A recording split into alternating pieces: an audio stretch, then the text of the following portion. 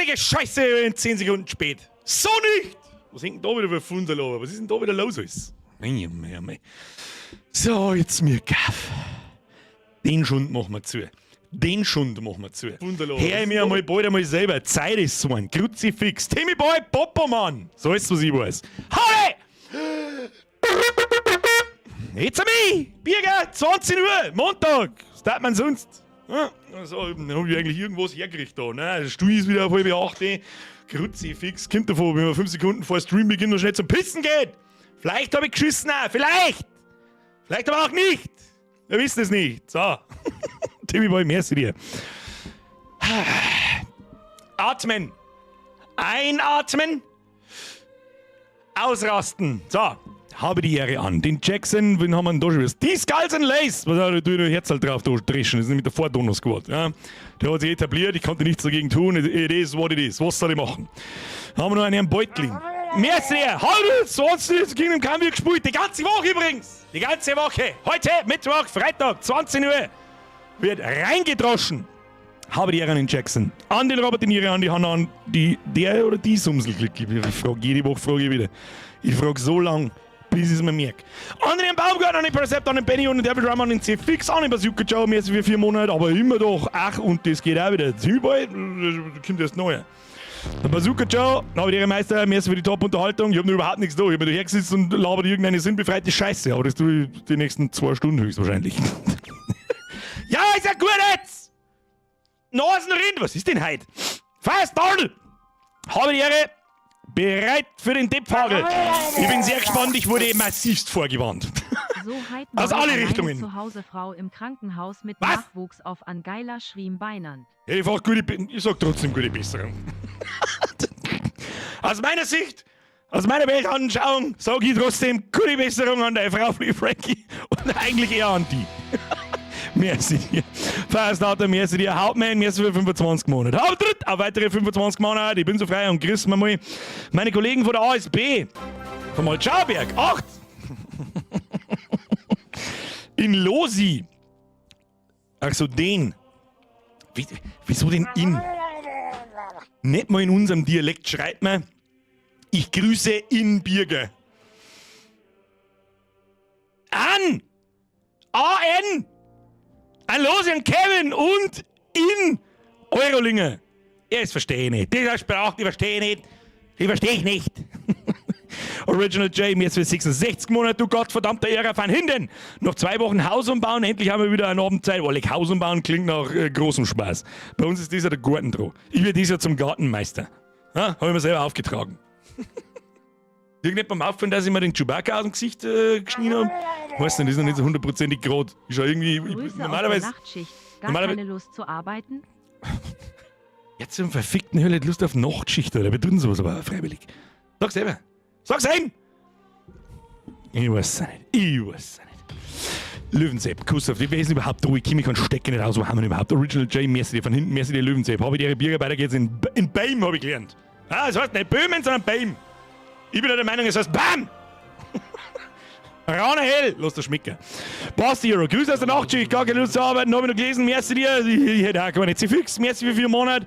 Heute mal mit Tee, Superl und Ibu von der Couch. Anstatt mit dem Weizen. Ja, du hast schon 3 Fehler gemacht, da habe ich noch nicht fertig gelesen. Anstatt mit dem Weizen. Aber mei, was hilft's? Der Medizinmann, Biergebert wird schon richtig. Ja, tut er. Du mit der Warm, mit der Piss. Ein kochert heiß Weißbier saufst jetzt. Haut der Knirsch aus auf 4, dass du sagst, leck mir mal, das Knirsch im 4 droschen. Fix mir das nicht. Timmy Boy. Blähhasch, ich weiß auch nicht, einfach so, okay. Alles klar, Timmy Boy. Nice. So. Mütze wo? Oh, leck Scheiße. Absolut recht. Du absolut recht!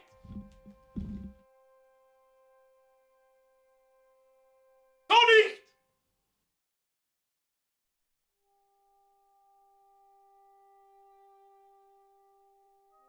Bin schon unterwegs! Da!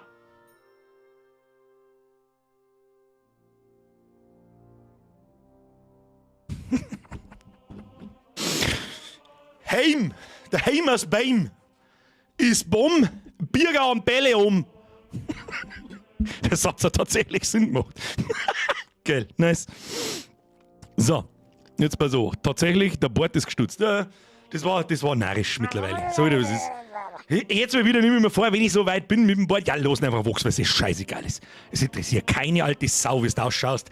Interessiert. Aber wenn er dann anfängt zum Nerven, ich schlafe gerne auf der linken Seite, so. Und wenn er dann in der Früh aufwacht, steht er halt da so um mich so. Das Problem ist, dann kannst du campen, wie du möchtest, Alter. Dann kriegst du nicht weg. Okay, forever steht er dann. Was soll er machen? Die Hälfte der Zeit, wenn ich so schlafe, so, wächst er sogar in die Richtung. Der Ritter Kunibul, Herrgott, war das Arschloch schwul, holt sich in Arsch an Draht eibaut. Damit recht oft der Blitz nei haut. Ja, du weißt es, das ist nicht. Was? Noch gefühlt 1000 Spätschichten, Amoi wieder live dabei. Schilzt mir alle die Kniescheibe. Eins nach dem anderen. Mir aber war ja mehr als 26 Monate. Julia. Hallo Deutsch, schöne Grüße an Stefan und Macke. Haben einen geilen Stream. Bussi aufs Bauch. Bier ist der Beste. Skadoosh. Merci dir. Macke, merci für den Fünfer. Das muss ich noch mal vorlesen. Und der Ritter Kunibul, Herrgott. War das ein Arschloch schwul? War das... Ist das wieder das, was ist, zieht wieder irgendjemand, schneidet das wieder aus und ich bin dann wieder der Schwulenhasser, was soll ich machen? Ey? Und der Ritter Kunibul, Herrgott, war das Arschloch schwul, hat sich einen Arsch in Draht eingebaut, damit recht oft der Blitz Seid reinhaut. gegrüßt, werter Herr Birkbert, möget ihr es für Bier und Weiber verbrennen, Grüße aus dem Königreich. Bloß mal das Bier Österreich. fällt, verbrennen wir bloß für irgendeine Alte, Alter. Ja, dann kriegt man schon ein, zwei, Grenzen mich von 24, geil, das geht schon. Schrö, merci dir. Noch gefühlt 1000 Spätschichten haben wir wieder dabei. Zeig's war, dass jetzt endlich mal die scheiß beschissene Spätschicht. Was ist eben das? Jee! Jack the Ripper, merci für 25 Monate. Maxi, merci für den 20er. Ist zu viel wie immer, aber ich gebe jetzt einfach auf. Seid gegrüßt, wer der Birkbert möge das wie Bier und Weiber verbrennen. Das werden wir mal. Der Baumgartner schreibt, viel besser. Was ist viel besser? Was ist besser? Ey, Herr Birger, du bist auch langsam alt. Ich weiß nicht, ob es schon jemandem aufgefallen ist. Ich bin nicht mehr 16. Ich weiß nicht. Hat irgendjemand den brachial guten Zeitungsausschnitt am Wochenende? Ich glaube, am Freitag ist er gekommen. Am 14. glaube ich ist er gekommen. Was war der 14. Am Freitag? Ja. Da ist YouTube 20 geworden. Da hat mir eine Zeitung interviewt, was ich so als super brachial erfolgreicher YouTuber da so dazu sage. Na, zeige ich euch was. Glanzmoment. Phase 1. Patrick, bester Mann am Platz. So habe ich schon gehört, wie wir wieder dann geschmerzt haben. So, wir bauen das jetzt auf die Schnelle da rein, ohne dass ich es kaputt mache. Und da, der Schloss da Tommy!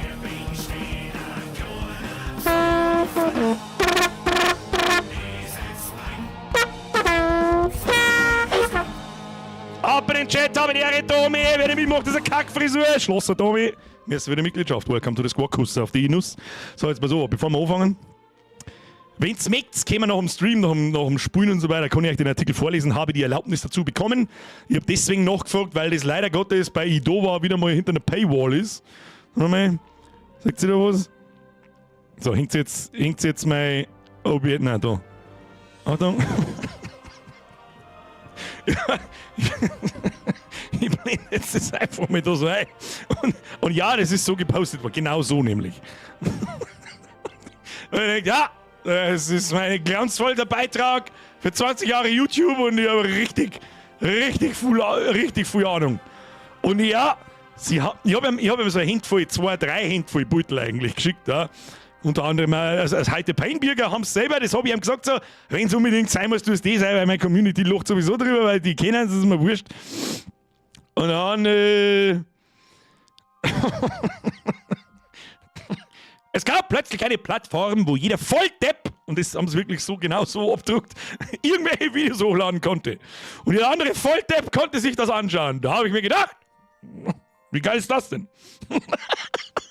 Muss ich sagen, Patrick, große Nummer, ich habe mit ihm geschmatzt, jetzt, wenn ich irgendwelche sehe, Wörter benutzt habe, habe ich gesagt, ja, ich weiß nicht, ob ich das jetzt so sagen kann, aber ich würde es eigentlich lustig finden, wenn du es genau so abdruckst. Dann hat er gesagt, ja, ich werde es probieren. Ja, aber ich kann ja drüber lästern. Da habe ich gedacht, passt. Recht viel über mich steht nicht drin. Ist mit einem anderen YouTuber miteinander, der heißt Finel. Habe ich nicht kennt bis dahin, so wie es ist. Ich schaue mir keine anderen deutsche YouTuber schaue ich mir sowieso nicht an. Aber hat, weiß ich nicht, 1,5 Millionen Abos oder so und sein Lied Dorfkinder kennt man anscheinend, ich kenn's nicht. Aber it is what it is. So, dann blenden wir die Scheiße da wieder aus. Und wenn wir gespielt haben, und 4000 Mal gestorben sind heute soll es Deppfageln, habe ich gehört. Ralf, hast du deinen Anwalt bei dir? Hab's live geschafft, heute kann auch schon Squad sein. Das war Mr. Raul Duke, Kuss auf die Nuss. Black Bimmer.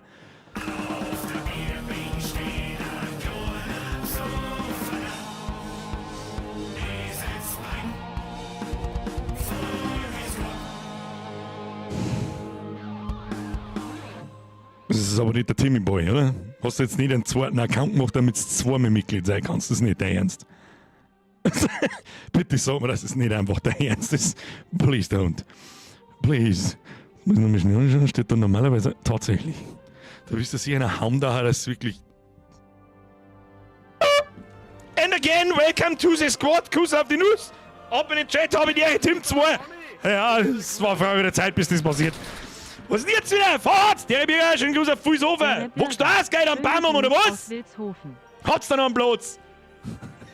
Facharzt, Kuss auf die Nuss, merci dir. 20er ist 2 und du weißt es. Timmy, weil ich ja doch, ja, was fragen eigentlich?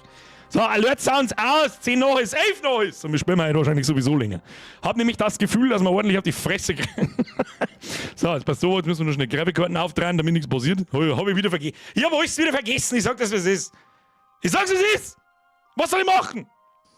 So, da sind wir, los geht's. Schluss jetzt mit der Rundonetterei. Was ist denn eigentlich das da für ein komischer Pinken an meinem Kopf? Das ist dein Kopf, du Depp. Herzlichen Glückwunsch. Franz, merci für 5 Monate. So, bin jetzt auch da, eine Entrüstung und los! Ich bin schon unterwegs, du dich durch. Ich muss noch schnell was trinken. Ich muss noch schnell was trinken, damit nichts passiert. Smackt. Monitor einrichten, umschalten. Gibt's hier eine auf die Nudel, gibt's da. So, jetzt bei so, wo haben wir jetzt bestehen bleiben? Wir haben jetzt mal einen Babene Cliffhanger am Start gehabt. Wir haben auf der Hochzeit noch schnell das Schlägern angefangen. Dann haben sie uns festgenommen, in die Kerke eingedroschen.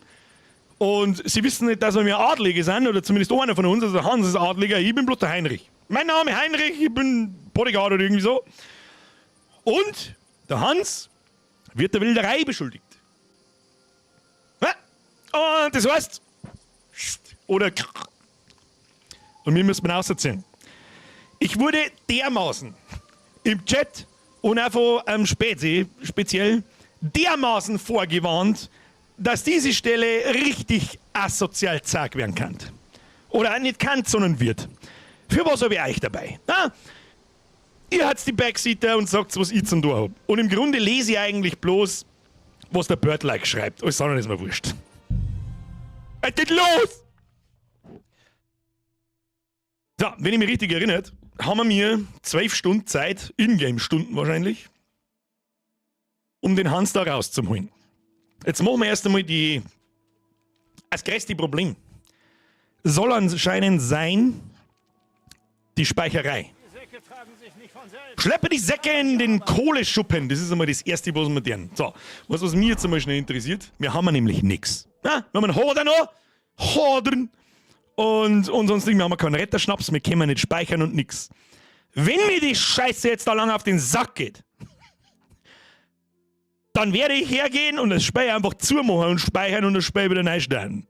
Verarschen lassen wir uns nicht. So, das wird erstmal Sackel geschleppt. Du einen Sog her. Du mir so einen Sog her, was 3? Da habe ich ja für das Wirtshaus zu schneller Ding mehrere Sagel schleppen müssen. Wo ist das Kohleloch? Ich laufe einfach ihm danach. Ich weiß nicht. Sträfling Watterwald. Sollen wir uns vielleicht auch mal gleich umschauen. So, da ein Pferdl. Muss ich schon dem nach? Warte mal.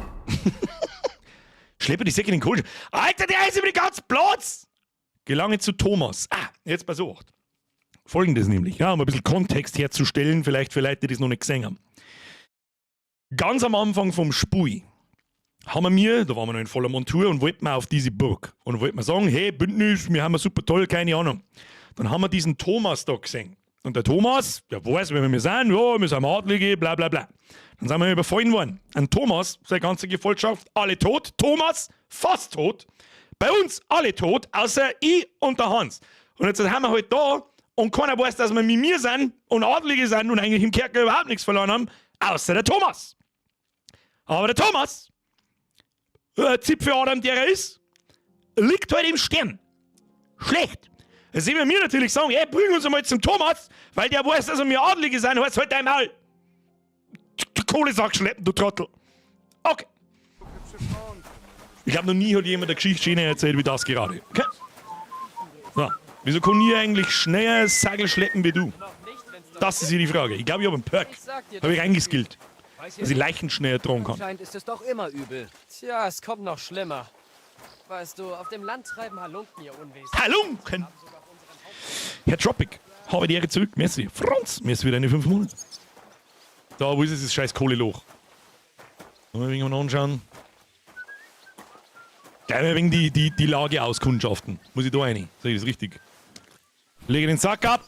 Sack ab. Das muss ich jetzt 3 Mal machen. Ja, herzlichen Glückwunsch. Vollsprint ab nach Hause. Der Sacki-Perk. Das ist der Gute. Seine Mama ist eine Halunke. Was ist da los?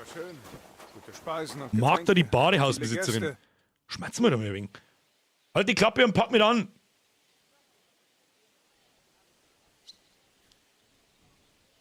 Kann ich doch nicht zu ihr sagen, oder?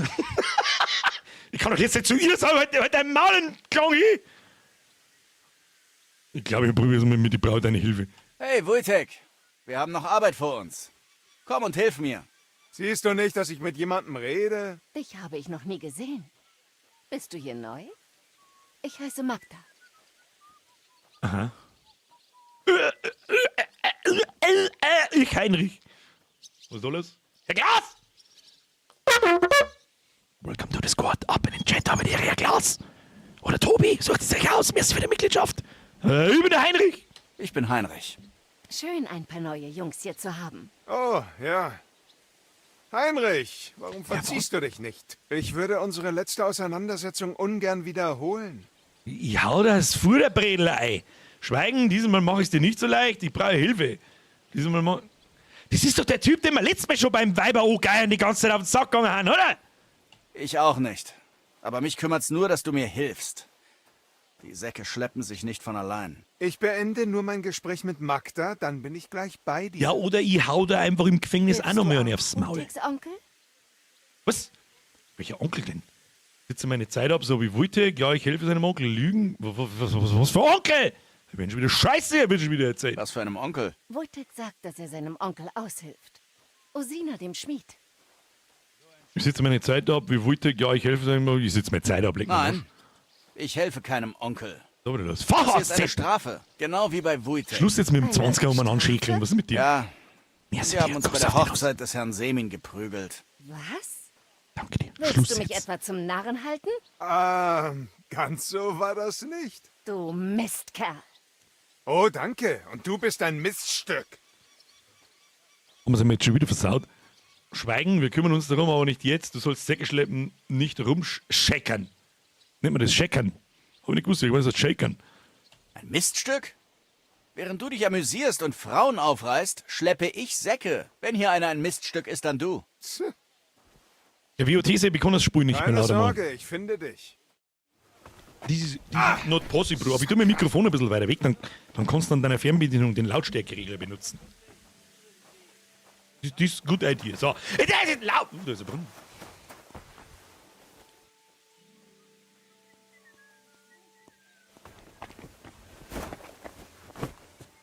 Ich mag jetzt doch nicht auf E drucken, da steht E runterklettern.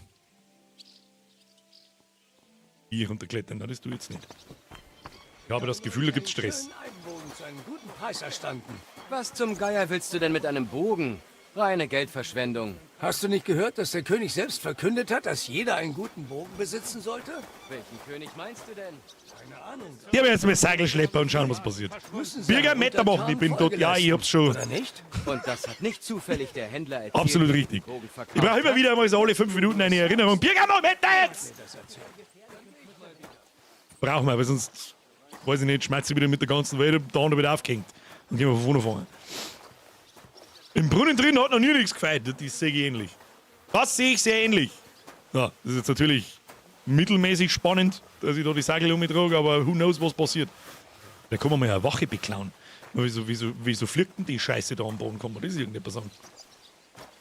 Schlechtestes Spiel jemals.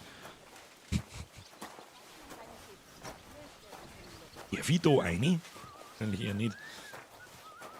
Ist das nicht eine schöne Burg? Ja, das glaube ich, interessiert uns jetzt gerade gar nicht. Weil. Da finden sie einen Hansi aufhängen, ist nicht unbedingt ein Verlust. Manchmal nicht, das ist richtig. Aber kannst du nicht mehr. Das kannst du nicht mehr. Also, wir haben zum Schmied. Zu die Fackeln. Kann man da reingehen? Hallo! Das ist aber okay, da habe ich nichts verloren, bin schon fort. Nein, in der Gefangenschaft, da führen wir uns jetzt einmal nicht so stark auf. Wollen wir uns einmal den dritten. Wie lange war das Spiel eigentlich in Entwicklung? Das schaut so massiv aus, als ob man gefühlt 500 Stunden braucht, um alles durchzuspielen. Da kannst du wahrscheinlich recht haben. Das Ding war in Entwicklung seit 2018. Hast du gehört, was der Vogt vorhat?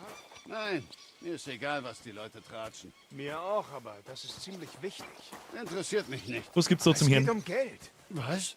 Dann erzähl mal. Er will uns wieder über den Tisch ziehen. Ach, der Das fehlt. Wachengelaber. Wir müssen heute Abend mit den anderen... Der erste Teil ist 7 Jahre her. Ja. Glück gehabt, circa 7 Jahre. Und ja, da hast du nicht ganz unrecht mit den 500 Stunden. Also, wenn du wirklich jeden Scheißdreck und die da die ganze Zeit aufholst da drin, kann ich mir sehr gut vorstellen, dass man da durchaus 500 Stunden drin verbringen kann.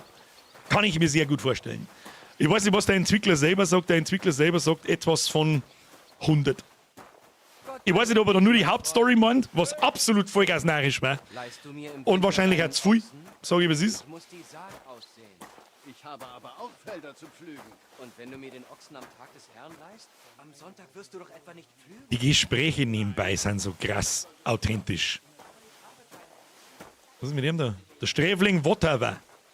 So. Sagel geklebt! Das hätten wir. Sprich mit dem Schmied. Vorsicht! Was? Höre dich beim Galgen nach Arbeit um. Moment, schwarz erstmal mit dem Schmied. Ab zum Schmied! Hey, du Landstreicher. Wenn du mit dem Schleppen fertig bist, komm hierher. Na, ich konnte einfach Vollgas eine aufs Maul hauen und dann nochmal Nylon. War eine Idee, du Penner.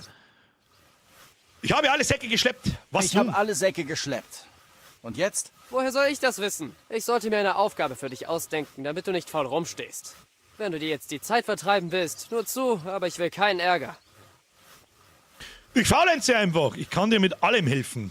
Das ist die Frage, was immer. Umeinander faul sagen, umeinander faul sagen. Wenn du nichts für mich zu tun hast, kann ich mich ja auch ausruhen. Das würde dir gefallen, was? Vergiss es. Aber was mache ich mit dir? Dieselbe Stimme der Hans. Nur Arbeit in der Schmiede. Und das ist ein Handwerk, eine wahre Kunst. Ha, zufällig bin ich Schmied. Welch Zufall. Falls du keine Hilfe brauchst, gehe ich eben. Ich bin Schmied. Ich bin ebenfalls Schmied, auch wenn ich gerade nicht danach aussehe. Ach, wirklich. Ja, mein Vater war Schmied. Und zwar ein angesehener. Dann könntest du mir tatsächlich von Nutzen sein. Oder mich wenigstens etwas entlasten. Weißt du was? Such die Schmiede auf. Das Feuer ist erloschen. Ich hatte keine Zeit zum, nun ja, Schmieden. Heize die Schmiede an und stelle Hufeisen für Kabat her. Er ist unser Stallknecht und klagt unentwegt darüber, dass seine Pferde keine haben. Jetzt, da unser Herr mit seinen Männern unterwegs ist nur ein Gaul im Stall untergebracht. Schön. Wie viele soll ich schmieden? Wie viele Beine hat denn ein Pferd? 18. Ich habe mal ein dreibeiniges Fohlen gesehen. Das... Kommt drauf an. Meist 4, aber in unserem Dorf kam mal ein Fohlen mit 3 Beinen auf die Welt. Schon verstanden. Du bist von der dämlichen Sorte. Aber vielleicht auch von der nützlichen. Ja. Also geh schon und schmiede ein Hufeisen für den Stallknecht, ja? Aber ein Eins. Pferd hat doch 4. Natürlich, aber Kabat fehlt nur 1. Als ob ich mehr an ihn verschwende. Kali. Ja, fix ist das schon fast ein Jahr, In der wie Schmiede die Zeit befindet vergeht. sich eine Und die Truhe. spielen eine lustige Darin Zigaretten. findest du alles, was du brauchst. Sie liegt hinter dem Tor. Bester Montagabendunterhaltung. Kuss auf die Nuss, lass das schmecken. In Ordnung. Aber es hieß, dass ich dort nicht hin darf. Aber ich befehle es dir. Also geh schon. Zeig mir das Hufeisen, wenn du fertig bist. Du sollst mich schließlich nicht blamieren. Und jetzt geh. Jungs, Aha. Hufeisen.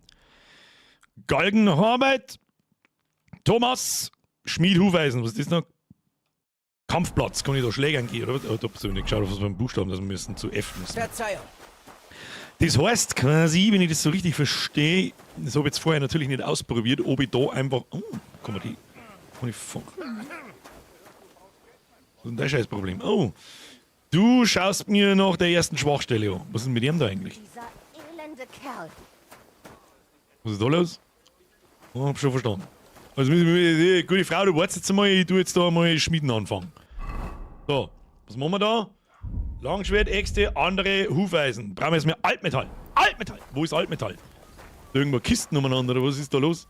Oh, mal Kisten. Darf ich da einfach rein, möchtest du sagen? Schmiedeanleitung für Bauernhufeisen. Haben wir ja gerade. Altmetall, wir nehmen mal alles mit. Du, wir nehmen alles mit! Ja, geschenkt, wird nix. So, sollen wir doch vielleicht mit der da schmerzen, die. Ja, machen wir gleich. Jetzt machen wir erstmal ein Hufeisen. Machen wir mal schnell ein Hufeisen hingeschissen, jawohl. Schmieden beginnen. Kann ich das schon noch? Was extrem ärgerlich war, ich habe seit letzten Mittwoch nicht spielen können, weil wir uns da festgefahren haben. Das war echt ein wenig ärgerlich, muss ich ganz ehrlich sagen. Also das heißt, wir müssen heute diesen Abschnitt schaffen, damit ich draußen wieder morgen nebenbei irgendwelche anderen Sachen machen kann. Das war nicht schlecht. So, erst wieder reingeblasen. Ja, stimmt schon, aber in Deutsch und Tschechisch haben die Sprachaufnahmen einfach zu clean für meinen Geschmack. In Englisch ist das ein bisschen gröber und ich finde das authentisch. Ich habe es in Englisch noch nicht ausprobiert, muss ich ganz ehrlich sagen. So, zum Amboss! Also einfach da sauber draufdroschen und dann wird es schon passen. Der dämliche Schmied! Schmiedfrisur, da, das. Toller Schmiedehammer.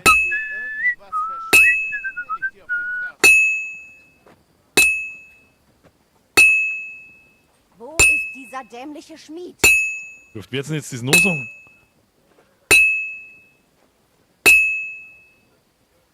Weißt du, was ich noch überhaupt nicht gecheckt habe? Das Lied, das er da pfeift. Ich sag's, was es ist. Und ich behaupte, ich bin einigermaßen musikalisch.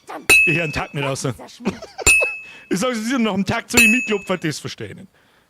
Das doesn't make any sense. Ich hau einfach auf dem Hufeisen nochmal an, wie es mir passt. Jesus Christus, der du für unsere Sünden dein Leben gabst, mögen du und deine Engel eure Wo schützenden ist Hände dieser über dämliche Schmied? legen, Hauptmann Thomas. Thomas ist ein rechtschaffener Gläubiger wie treuer Christ. Ich bete zu dir, ihn sowie alle Soldaten Christi zu heilen. Anscheinend triff ich einen Takt, obwohl ich nicht außerher. Ich sag das, was es ist. Er gammelt den lieben langen Press F Tag für herum. Drehung. Typisch. Da habe ich auch schon festgestellt, dass das eigentlich scheißegal ist, glaube ich, ob du das traust oder nicht. Oh, das ist schon ein wenig Arcade. Kriegen wir es noch fertig? Normalerweise sagt er, er hat die Hälfte dann fertig. Werden wir nochmal. Ohne Feuer wird das sicher nichts. Ja, werden wir nochmal reinhorzen müssen. Ist das Titel vom ersten Teil? Hab ich nicht gewusst schon. Ich habe auch schon beim anderen Schmied, beim Radovan, wie wir dann auf die Hochzeit gekommen sind, mit dem Typen, habe ich auch schon ein paar Hufeisen geschmiedet. Die habe ich kein einziges Mal umdreht. War einfach scheißegal. Der dämliche Schmied gerade.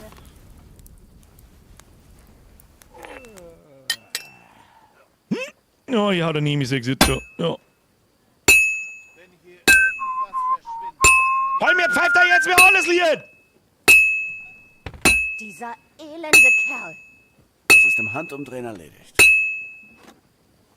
Ist jetzt fertig? Ne? Jetzt ist fertig. Haben wir schon. So. Die Okay. erste Glocke. Noch 11 übrig. Ach du Scheiße, der zählt sogar Glocken. Okay. Wir haben nur 11 Glocken Zeit, um den Hans da rauszuholen. Ja, Zeitdruck, ich liebe es. Nice. Easy going. Du wirst übrigens immer etwas langsamer, wenn er zu pfeifen beginnt. Aber du nicht aufpasst drauf schon, ja? Weiß nicht, weil ich versuche mich auf die Musik zu konzentrieren, aber ich bin zu blöd. Schmeiß dir alles Ufer in den Pfotzen. Ich bin kurz davor. Schmerz mal mit dir, vielleicht holst du da nicht mal. So, Preis 15. Preis wird mich nicht interessieren. Ich kümmere dich um den Schmied und das Hufeisen. Nein, jetzt schauen wir erstmal, was sie da möchte. Fanker. Möchtest Fanker? Ja, was ist los? Weißt du, wie ich in die Jungfrau... Was? Mit Anlauf? Keine Ahnung. Was ist denn los, gute Frau? What the fuck? Warum so mürrisch? Dieser verdammte Schmied. Ich warte hier auf ihn wie auf den Tag des jüngsten Gerichts. Das Schloss meiner Gewürztruhe klemmt und Herr Otto könnte jeden Augenblick zurückkehren. Wie soll ich denn Lebkuchen ohne Ingwer backen? In einem Lebkuchen, wirklich? Ist da Ingwer drin? Wie kann der Schmied helfen? Der Schmied ist gleich um die Ecke. Kann ich helfen? Kann ich irgendwie helfen? Nein. Außer du kannst dein Schloss Der knacken. Turm heißt die Und Jungfrau. anständige Leute können sowas nicht. Wer nennt sein Turm Jungfrau? Der Schmied ist nicht anständig. Zuerst brauche ich Werkzeug. Wohl war das... Was? Nein, also du kannst ein Schloss knacken. Das ist jetzt ein gefährliches Unterfangen, ob ich das sage oder nicht. Aber probieren wir es mal. Zuerst brauche ich ein Werkzeug. Vielleicht kriegen wir für ihn einen Dietrich. Macht sprichwörtlich neue Türen auf. Ich weiß, wie ich sie öffnen kann. Aber dafür brauche ich Werkzeug. Gut, ich warte hier. So viel Zeit habe ich noch. Mögen du und deine Engel Auf was warten wir jetzt? wechselnden Hände über euren guten Diener legen, Hauptmann Thomas. Thomas ist Auf was? ein Hä? rechtschaffener Gläubiger. Arbeitung kümmere ich mich schon wieder suchen, gelange zu Thomas, bewahre Herrn Hans vor der Hinrichtung. Also ich glaube, dass das Allergescheiteste ist, dass unsere Hauptaufgabe mal so ist, gelange zu Thomas. Jetzt machen wir mal die Schmiedequest da fertig Ich bete Und zu schling dir. nicht alles Die runter, Soldaten Freundchen. Christi zu heilen. und dann schauen wir weiter. Sonst weiß ich jetzt auch nicht. Ich bin nur gespannt, wann es asozial wird. Wegen der Hufeisen. Wegen der Hufeisen. Und? Hast du sie Komm mal, geschmiedet? Dietrich, Ja. schmieden. Hier. Was machst du denn noch hier? Ich sagte doch, du sollst die Kabbat bringen. Nein, du hast gesagt, ich soll sie mitbringen und dir zeigen. Ein Klugscheißer, was? Jetzt sage ich dir, dass du sie Kabbat bringen sollst. Er ist unser Stallknecht. Den mag ich nicht. Wahrscheinlich lungert er bei den oberen Stallungen herum. Der Griesgram. Grieskam! Nur mal so unter 4 Augen. Der Kerl ist unfreundlich. Im Gegensatz zu mir. Na, ja. großartig. Ja, na großartig. So, übergibt Kabbat das Hufeisen, das ist da unten. Jetzt gehen wir aber nochmal schnell zu Alten. Das heißt, wir brauchen erst Dietriche, dann können wir der Alten da helfen, oder wie? Kein Schmiedesicht, weißt du, wie ich in die Jungfrau komme? Jungfrau ist offensichtlich ein Turm. Weißt du, wie ich in die Kapelle komme? Das geht nicht. Nur der werte Herr und seine Familie dürfen dorthin. Und natürlich Pater Nikodemus. Normalerweise schon. Aber momentan liegt Hauptmann Thomas dort. Er ist dem Tode nah. Gott schütze ihn. Also die Verstehe. Turmjungfrau ist, wo der Thomas drin ist. Das hat uns jetzt genau gar nichts geholfen, aber vielleicht ist der Hinweis mit dem Pater vielleicht irgendwas wert. Schlagen wir einen Pater zusammen, klauen wir seine Uniform und schleichen wir uns mit der rein. Weil da gebe ich dir jetzt Brief und Siegel, ist das der Jungfrauturm? Ist das überhaupt der Turm? Ich habe keine Ahnung. Na, der ist noch weiter hinten. Jetzt bringen wir mal dem anderen das Hufeisen-Ding. Halt, Spiel wurde gespeichert, jetzt erst mal. Bist du der Kabbat? Ich habe die Hufeisen. Also, das Hufeisen. Wurde aber auch Zeit.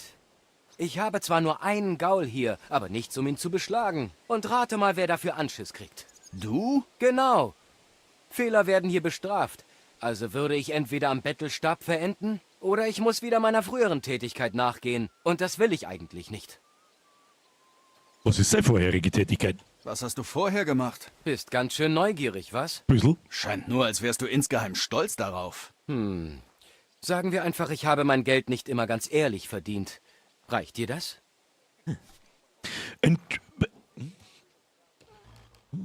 Besitzt du Werkzeug? Nicht ganz.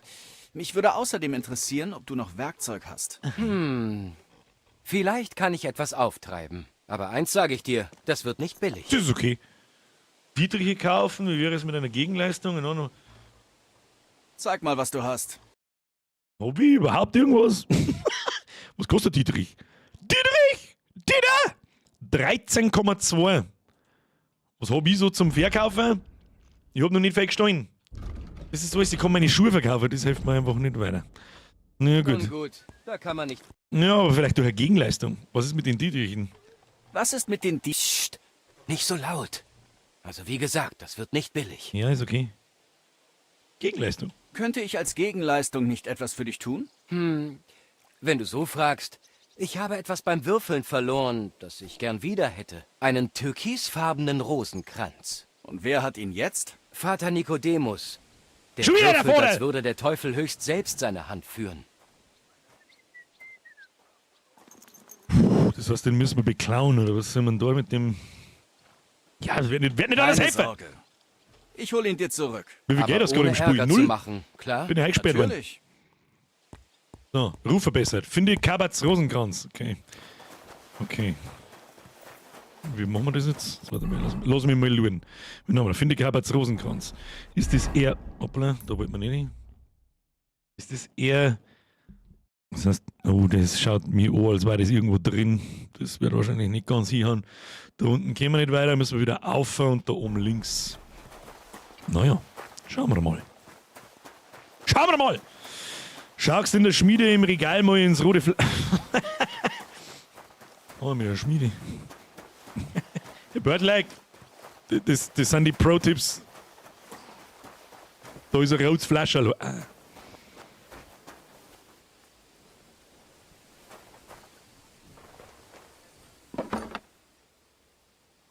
12 Stück. Interesting. Wer soll denn das finden? Jetzt mal im Ernst, wer soll denn das finden? Sag.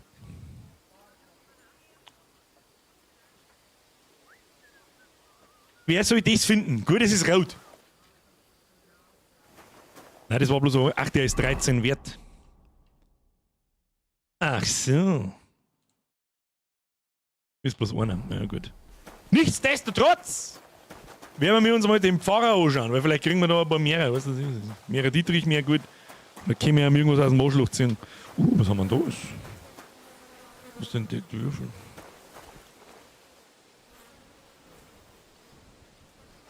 All or nothing.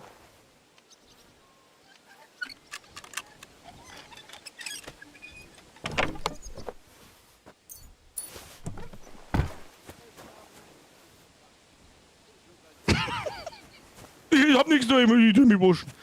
Jetzt pass auf. Oh, ist das der Pfarrer? Scheiße, der war gerade. Nein! So, der wird jetzt verfolgt. Was macht der so? Komm du irgendwas, damit ich da irgendwas aus dem Arsch ziehen kann. Ja. Ja. Ja. Nicht hier sitzen.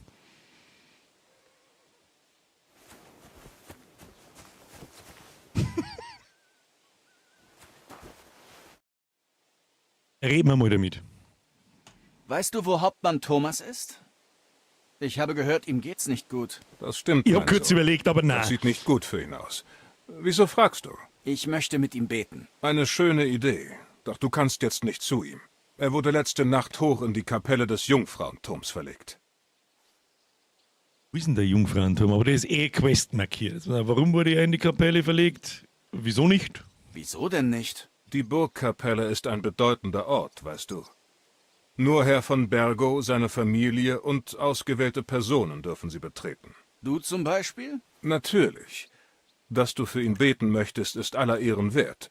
Doch das kannst du überall erledigen, ohne seine Ruhe zu stören.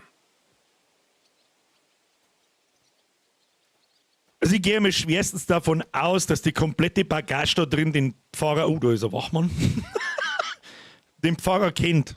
Das heißt, umhauen und sein Kutten anziehen wird nicht funktionieren. Okay, warum wurde er in die Kapelle verlegt? Oh.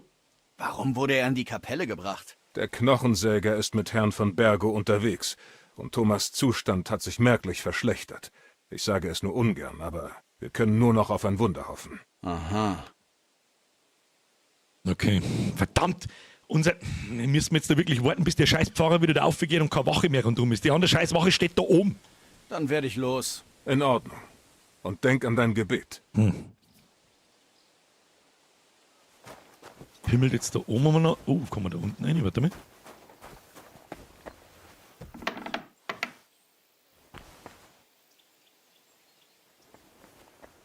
Okay, das private Bereich, da haben wir nix. Okay. Also vielleicht können wir ihm den Rosenkranz hinten klauen. Das war natürlich nice. Wenn der Wachendepp einfach da oben steht und er sich wieder unten hinstellt, so jetzt eigentlich wurscht. Wir probieren wir es eiskalt. Geh nicht so weit nach rechts, du Arschloch! Oh ja, gute Idee. Ja, schöner Tag heute.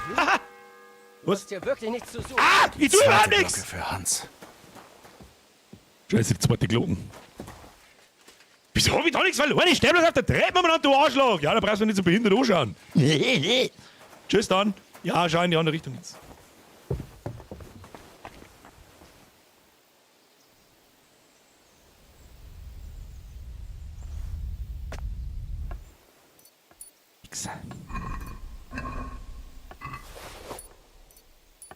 Scheiße. Das ist der Rosenkranz. Das ist der Rosenkranz. Ich hab's nicht gelesen. Skapulier mit Insignien. Fuck! Das ist ja nicht, oder? Scheiße! Scheiße! Wenn ich das jetzt nochmal tue, ist das dann immer noch...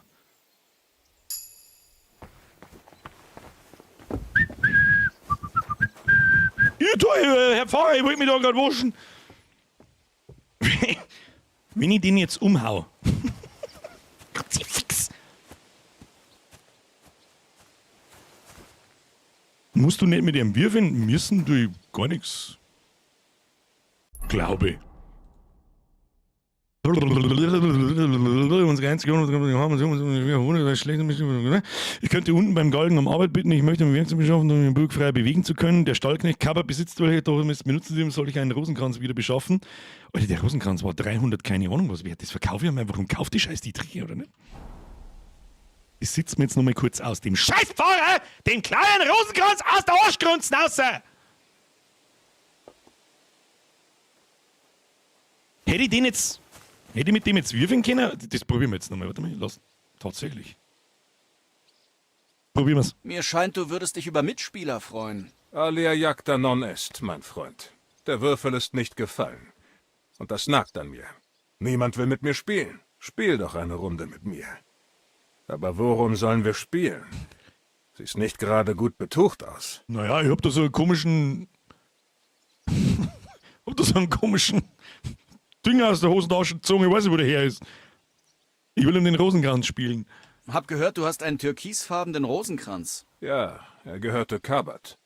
Wobei gehören wohl nicht ganz richtig ist. Wie meinst du das? Kabert hat einige eigenartige Sachen in seinem Besitz, wenn du verstehst, was ich meine. Hast du etwa Diebesgut bei dir? Kann man bestechen?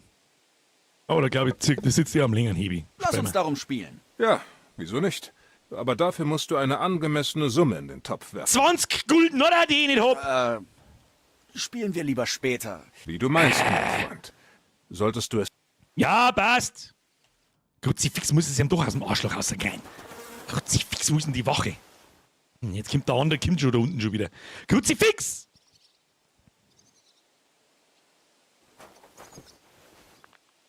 Dann lassen wir das, dann gehen wir zu der alten Mistbritschen rein. Scheiß der Hund drauf. Und Mr. Birdlike schreibt genau das Gleiche. Ich befolge nur Anweisungen. Ah, Fanker! Geh mal ein wenig auf Fanker. Kein Schmied im Gesicht. Ich habe das Werkzeug. Los! Ich habe das Werkzeug beisammen. Wir können anfangen. Wo ist die Truhe? Sie steht im Burgkeller. Folge mir.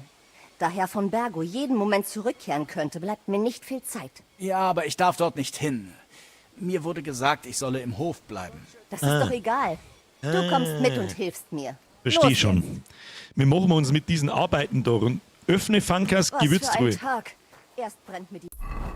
Wo ist der Fanker Gewürztruhe? Sag nix. Sag einfach nix. Thomas. Mehlschwitze an. Gehen wir hier Dann schnell erfahre nach. ich, dass uns das Wildbret Das ausgegangen heißt, ist. wir dürfen wir dann da Dieser rein, Weg sag ich das hinter mir richtig. wieder im Schilde. Nichts Gutes. So viel steht jedenfalls fest. Und jetzt das. Seit nunmehr 3 Jahren streikt das Schloss und genauso lang schwört dieser Da ist wirklich Taugenichts alles bereit, voller es Wachen, zu gell? reparieren. Aber nein. Entschuldigung, wachen wir nicht, Ich bin nicht, ja ich bin nur die nicht. freundliche Köchin, Ja, Vorsicht, das war keine Absicht, die immer Entschuldigung. allen auf den Geist geht und niemals Ruhe gibt. Ohne mein Drängeln würde auf dieser Burg niemand Ist das da der auch Turm nur Jungfrau, einen da hinten, der Finger Vierer krumm machen? spitzt? Allein um sie morgens aus dem Bett zu kriegen, muss man den Leuten hier in den Arsch treten. Elende Faulpelze.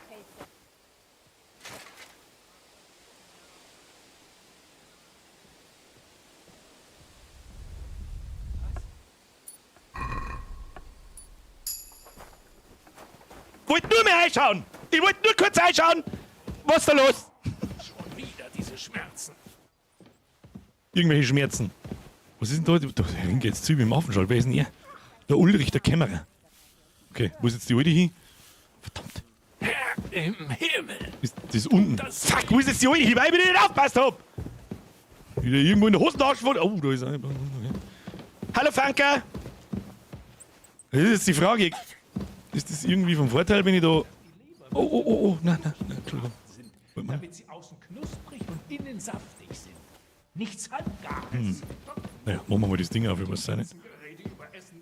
So. Wird schon beißen dann. Okay. Verbindlichsten Dank, junger Mann. Schau in der Küche vorbei, falls dir der Magen knurrt. Das heißt, wir dürfen jetzt dauerhaft da rein, verstehe ich das richtig? Soll gar nicht so süß schmecken wie die letzte. Was gibt's da so? Es geht schon wieder los. Ja, wieder rausgehen? Ach, das ist die andere Richtung, okay. Jetzt schauen wir mal da so. Wo ist denn... Alter, wie krass ist denn eigentlich die Burg schon wieder gemacht da? Ist das der Turm, in den ich rein muss? Jetzt warte mal, schauen wir mal in die Richtung. Ja, kannst du schon hingehen, gell? Das muss der Turm sein, wo wir hinwollen. Das heißt, wir müssen da rein und dann da durch. Wie soll man das bewerkstelligen?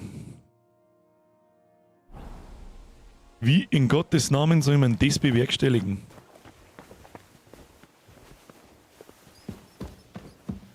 So, jetzt ist's gut.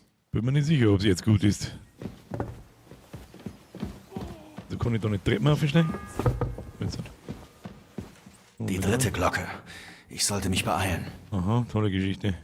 Okay, ab jetzt heißt es viel Spaß? Okay, verstehe. Ich verstehe. Diese Schmerzen.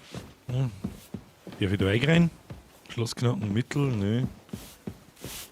Ja gut, dann erspähen.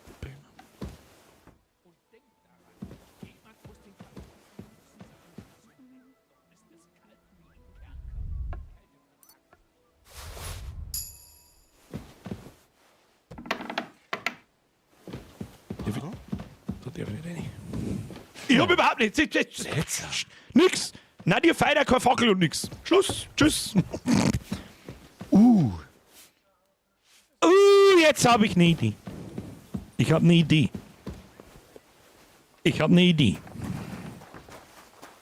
Weißt du, was wir jetzt erzählen? Da speichert man jetzt kurz davor. Dazu muss ich aber leider Gottes das Spiel auch mit zumachen. Das ist ein bisschen exploity, aber ich bin so dermaßen hart vorgewarnt worden vor jedem Scheißdreck, dass ich so vorsichtig spiele, wie es noch gerade irgendwie geht. Achtung! Tue ich normal nicht. Ja, wichtig. Aber ihr habt mir eine riesengroße Ehrfurcht in die Fresse reingedonnert. Ich habe eine Idee. Und wenn die funktioniert, dann rufe ich euch alle als Kacknubs aus. Gut, ich habe mir auch nur so viele Gedanken gemacht die ganze Zeit darüber, wie das noch gerade auf jeden Scheißdreck aufpassen, weil das muss die schlimmste Stelle jemals in irgendeinem Spiel gewesen sein. Speichern ist gut. War kurz Cheat. Kurzer Cheat. Upsi. Kurzer Cheat, hilft nicht. Ihr habt überhaupt nichts gesehen. In der Zwischenzeit kannst du mir auf den Like-Button draufdrücken. Weißt nicht warum? Vielleicht wegen der Tröte. Rest in Peace, Mr. Headphone-User. So, jetzt passen wir beobachten. Ich habe hier nämlich eine Idee.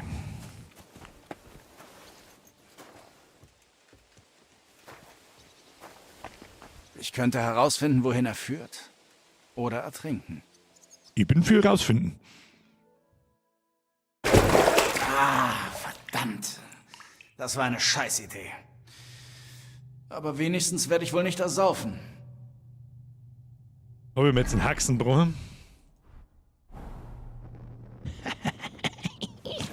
Birger viel schlau! Da ist auch noch ein Fackel. Okay, wir haben uns einen Hax gebrochen. Warte mal, was ist denn das für Ding da? Stinke! Okay. Vielleicht war's... Vielleicht war es doch sogar der Plan. Okay. No, schleichen wir da mal durch, weil es nicht hilft. Schleichen wir da mal durch. Es war so klar, dass da rund irgendwas ist. Das habe ich noch nie an einem Brunnen gesehen, dass man da reinspringen kann. Also in keiner Stadt irgendwo. Es war so klar, dass da irgendwas ist. Und 100%ig ist das irgendwie brauchbar für dahin, wo wir hin müssen. Also wenn jetzt da eine Wache steht. Hallo? Hallo? Wenn jetzt da natürlich eine Wache steht, sind wir instant gefickt. Gleich mal. Wenn wir absolut lautlos. Wo zum Fick sind wir?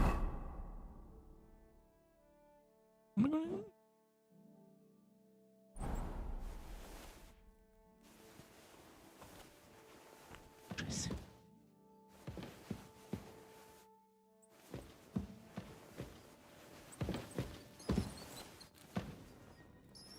Ja, super. Ist jetzt da jemand drin oder nicht?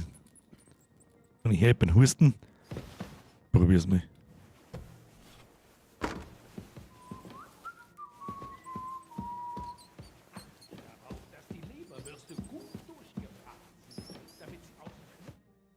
Hans! Ich hab einfach mal einen Hotdog, keine Ahnung! Bist du das? Du musst mich hier verdammt noch mal rausholen. Bruder, wir haben keine Zeit, ich glaube, ich hab da nicht Zeit! Leider stimmt das. Alles wird gut, keine Sorge. Fuck! Die übertreiben doch nur. Keine Bange. Alles wird gut. Ich weiß ja nicht. Aber ich will hier auf keinen Fall festsitzen. Ich Sie gehöre hier werden die nicht Fackel her. Richtung. Ich bin adlig. Nur nimmt dir das leider keiner ab. Du musst diesen Hauptmann Thomas finden, der bezeugen kann, wer wir sind. Ja, das ist der Plan, aber wenn du Aber noch sie scheißt haben wie ein ihn des Narr, ist er Nachts dann in die Hammer im Kapelle Arsch! Jungfrauenturm gebracht. Da komme ich nicht rein. Jesus! Warum habe ich so ein beschissenes Pech? Gott verdamm mich! Seit ich dich kenne, hatten wir immer verdammt viel Glück. Es war wohl an der Zeit, dass alles mal den Bach runtergeht. Ist doch egal. Wie bist du überhaupt reingekommen? Wurdest du reingelassen? Ja. Nein, haben sie nicht. Ich sollte nicht hier sein. Und wenn ich erwischt werde, dann war's das. Nicht gut. Um die Ecke steht eine Wache, die den Kerker im Blick hat. Eine Ablenkung wäre nicht schlecht. Kannst du ihn vielleicht ablenken? Ich verstecke mich währenddessen. Schleich dich in die Folterkammer da drüben. Sie ist gerade leer. Zum Glück.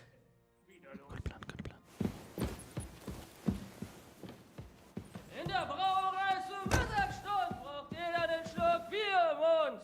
Ich muss mich jetzt ganz kurz konzentrieren. Wo zur Hölle sind wir mir da? Waren wir mir von der anderen Seite da gerade drin? Wer kommt jetzt da? Wo kann ich jetzt da vorbei? Die weiß nicht! Alle Männer kommen zusammen und die Schenke steht in Flammen. Kann ich dieses Waffen nicht mehr? Kommen zusammen und die Schenke steht in Flammen. Wenn die Sonne untergeht, nur noch der Mond am Himmel steht. Kommen. Wenn das alles erledigt ist, sollen sich die Mägde ans Putzen machen. Ihr sollt mich für unseren Herrn nicht bloßstellen. Ich habe keine Ahnung, ob wir da rein müssen, aber ich gehe jetzt einfach mal da so rein. Und überhaupt, was willst du denn machen? Einmal hin? Wo zum Fick kamen wir? Denkt daran, jemand muss den Kamin im großen Saal anzünden. Ach, der ist über mir. Ist es kalt wie ein Berg. Alter, was soll ich denn da drin? Gibt's da irgendwas zum Holen? Gibt's da was zum Holen? Ist da vielleicht irgendwas zu holen? Oh, ist ein Gocki-Würstel drin. Okay. Da hilft mir genau einen Scheißdreck. Die 4. Glocke. Scheiße, 4. Glocke. Okay, also ich glaube nicht, dass da irgendwas Tolles gibt. Achtung. Ja, ja, Turmtreppen nach oben ist mir schon klar, aber ich hab, ich hab überhaupt nichts gemacht. Die Fackel ist am eine. Entschuldigung. Tschüss. Gut, so. Also, untenrum funktioniert nicht. Untenrum funktioniert nicht. Die Frage. Oh, da ist jetzt kein Wachposten. Schauen wir mal. Hallo?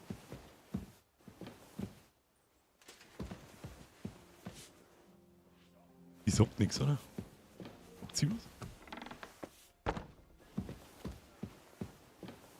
Machen wir die Tür zu da. Merken wir uns mal auf der anderen Seite, wo auch noch ein Tier hinten. Schleichi, Schleichi! Ich mag jetzt halt da halt, ja, das ist die falsche Richtung. Oder? Aber wir gehen mal da mal drehen.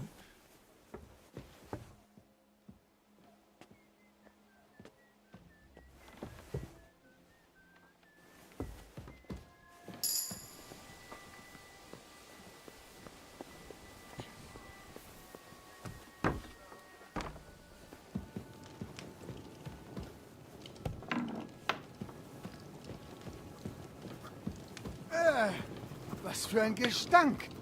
Lol, Kommt der her? er riecht mich.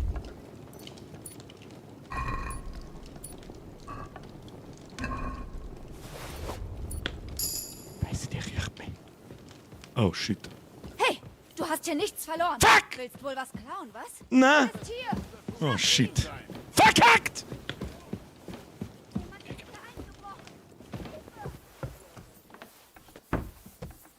Und wo ist er? Oh. Schlag dich zur Brei, du Verdammt. Drecksack. Tja! Das werden wir wohl als Topf gelten lassen müssen. Okay. Hab schon verstanden, was passiert. So, wie viel haben wir verkackt? 6 Minuten. Ja, das geht. Verdammt. Das war eine Scheißidee. Was da hier unten hat's gespeichert? Aber wenigstens werde ich wohl nicht ersaufen. Naja, gut. Gut. Brauchen wir auch nicht mit dem Hans schmerzen. Das ist auch ein totaler Krampf, weil das hilft uns genau gar nichts. Habe ich zumindest den Eindruck. Weil wir möchten da oben vorbeikommen. Oder wie möchtest du denn da oben vorbeikommen? Die Frage ist natürlich, wenn ich jetzt davon ausgehe und er steht da. Trinkst hier unrechtmäßig ein. Da darf ich nicht drin sein. Wenn ich mich jetzt da rausschleiche, sehen wir jetzt gleich. Dann sagt er nichts. So, hilft uns nichts. Ja, gut. Doch mit dem Handschmerzen Ablenkung machen und nach Vollgas Treppen auf. Alle Treppen. Aber das lenkt doch nicht alle Wachen ab, oder? Darf ich da? Da darf ich sein. Heilige Maria, wo kommt dieser Gestank her?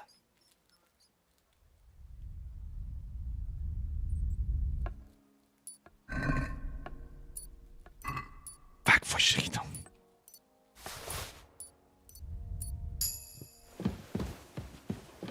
Schlüsselbund klaut. Schon mal nicht das alle ist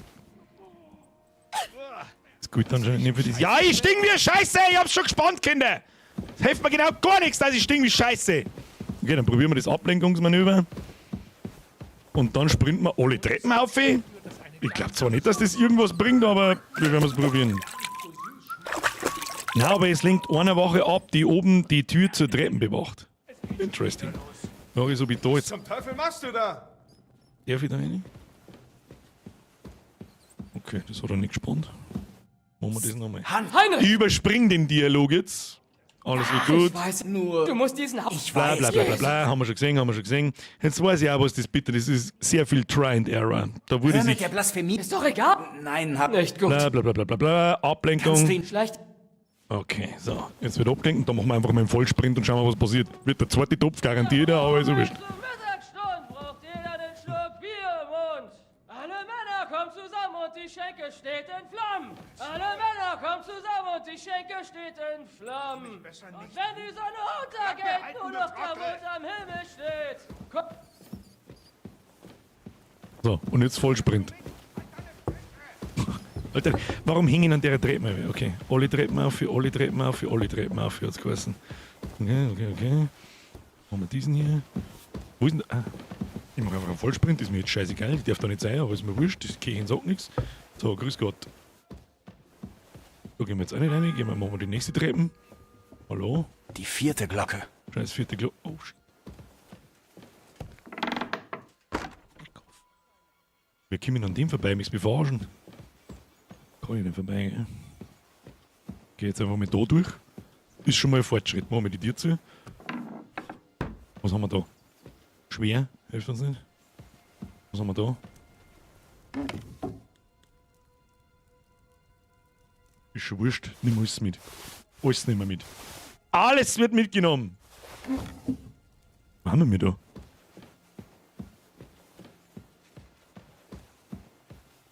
Nach mir wird gesucht? Wieso?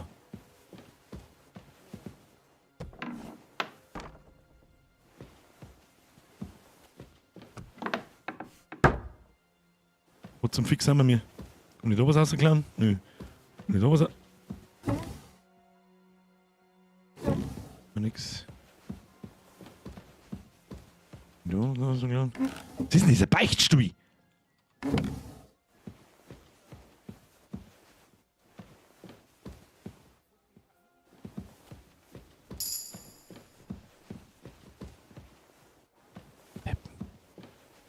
Das kriege ich nicht geknackt, dann ist mein einziger Dietrich weg.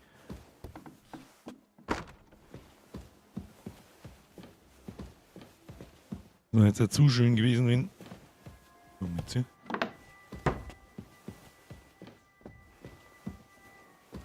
Guter Punkt, Herr Flasch. Das ist ein guter Punkt, das könnte man probieren.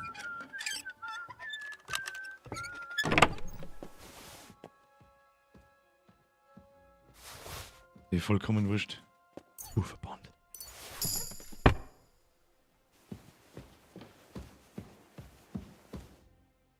Wenn wir jetzt da einmal im Kreis gegangen, dass ich jetzt neben der Wache rauskomme? Ich fürchte schon, aber ich probiere es trotzdem.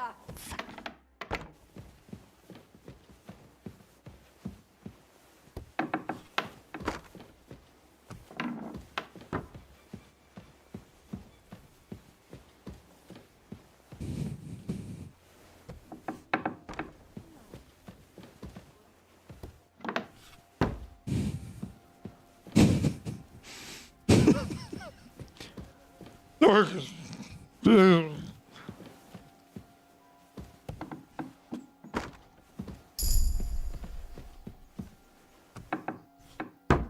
the fuck? Ich mag jetzt da nicht speichern, weil ich nicht weiß, wenn ich mich da irgendwo festfahre und nicht mehr rauskomme, bin ich gefickt. Das Ding ist halt schwer, das hilft mir gar nicht. Was ist das für ein scheiß Schlüsselbund da, den ich rausklaue? Da muss irgendwas kennen. Schlüsselring, der Mann ist ein Schlüsselring.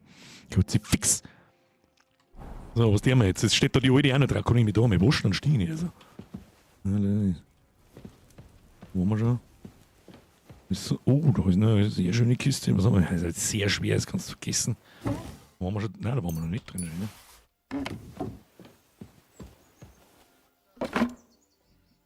Ne? Wir kommen reicher aus dem scheiß Gefängnis aus, als wir einiger sein. Okay. Schmeiß einen Stein. Wie das ist der Plan, aber wenn ich die alte da jetzt einen Stor wirf, dann sägt mir eine davon. Ich würde jetzt gerne warten, bis die fort ist. Und was man auch noch mal schnell schauen kann, ist, kriegen wir mir da irgendwas, was eventuell eine bessere Auffälligkeitsstats hat. Wir stinken wie Sau. Jeder Trottel sagt und hört uns. Nein, kriegen wir nicht. Schaut, dass man nicht durchs Schlüsselloch schauen kann. Ob die alte jetzt noch da ist.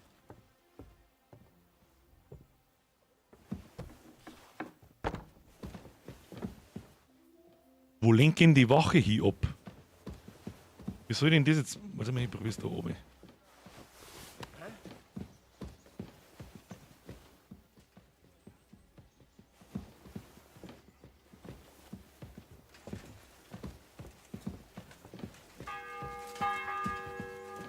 Sag jetzt ja nix. Die Glocke schlägt zum 5. Mal für Hans. Wo zum Fix haben wir jetzt? Okay. Konzentration. Haben wir schon. Wird denn jetzt tun? Irgendwas wird jetzt tun. Kann ich eigentlich? Nein, kann ich nicht. Gibt's da was? Kistige Kiste? Nein. Oh, wenn er wieder aufkommt, haben wir ein Problem. Gehen wir. Warte mal. Speichern. Speichern. Okay. Wenn meine Quelle des Vertrauens sagt, ich soll jetzt speichern, dann ist das eine richtig gute Idee. Das tue ich jetzt auch. Ihr habt nichts gesehen. Wir machen dabei so und machen wir so. Wird schon.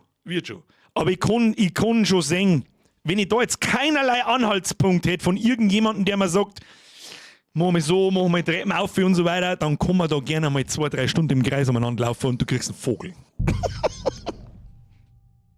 Je weiter auf, dann speichert. Achso, dann speichert es von selber. Ja, ist wurscht. Zitat des Tages, ich stinke wie Sau, jeder sieht und hört mich. Ja, ich werde nicht aufmerksam auf mich, du weißt schon, wie ich meine.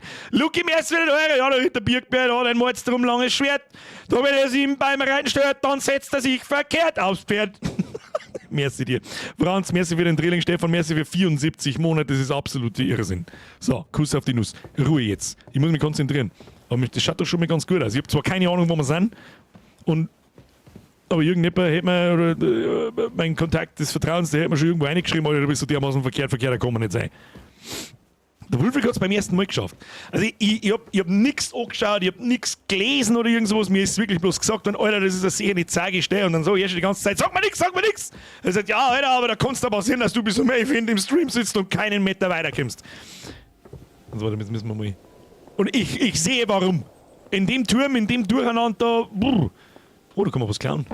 Ja, Rani, das ist ein Langstreckenpfeil hier. Ob das eine gute Idee ist, dass ich alles klaue, was da ist, weiß ich auch nicht. Ja. Du hast entdeckt, Fahrer Nikodemus? Wo? Bruder, schau dir die Grafik an. Absolut insane. So. Ja.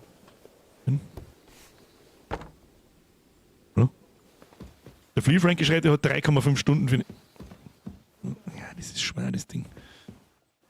Ich sag's, diese schwere Kisten kriege ich nicht auf. Was ist, man mal schnell schauen kann?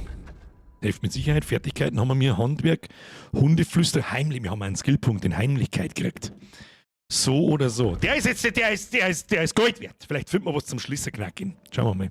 Oder es gehört wahrscheinlich eher zu stehlen, aber da haben wir auch einen Punkt. Wenn ein Gegner deinem Versuch widersteht, ihn zu betäuben oder heimlich zu ermorden, erleidet er einen Malus auf seine Werte. Dadurch wird es für dich leichter, ihn auf herkömmliche Weise zu besiegen. Nö.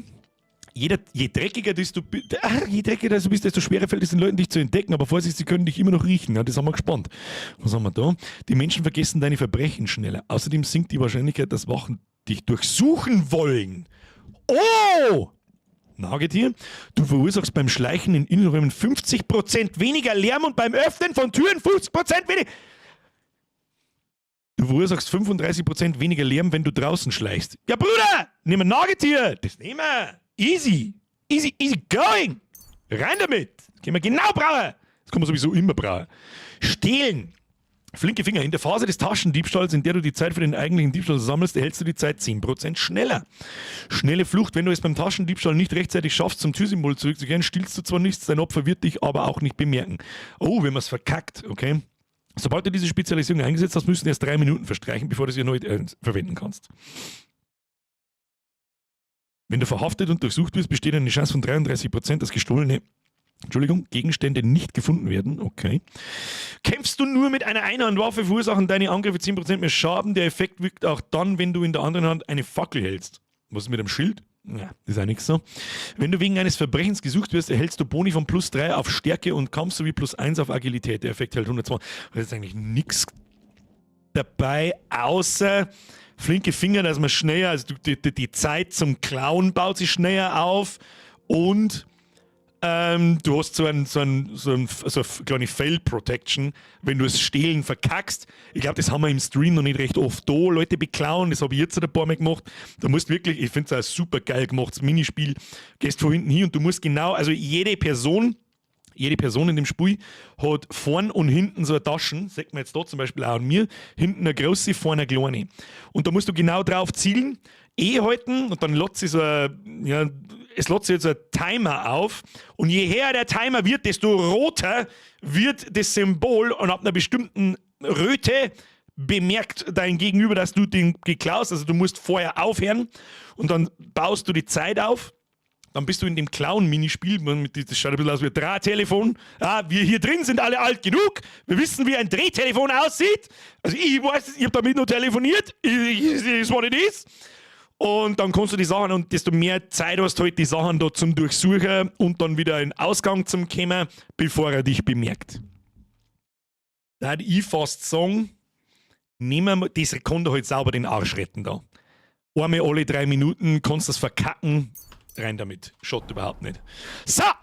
Aber fürs Schlossknacken habe ich jetzt da noch nichts gefunden und ich bin zu wenig im Schloss. Da haben wir gekommen, oder? Ja. Liturgische Gegenstände, was?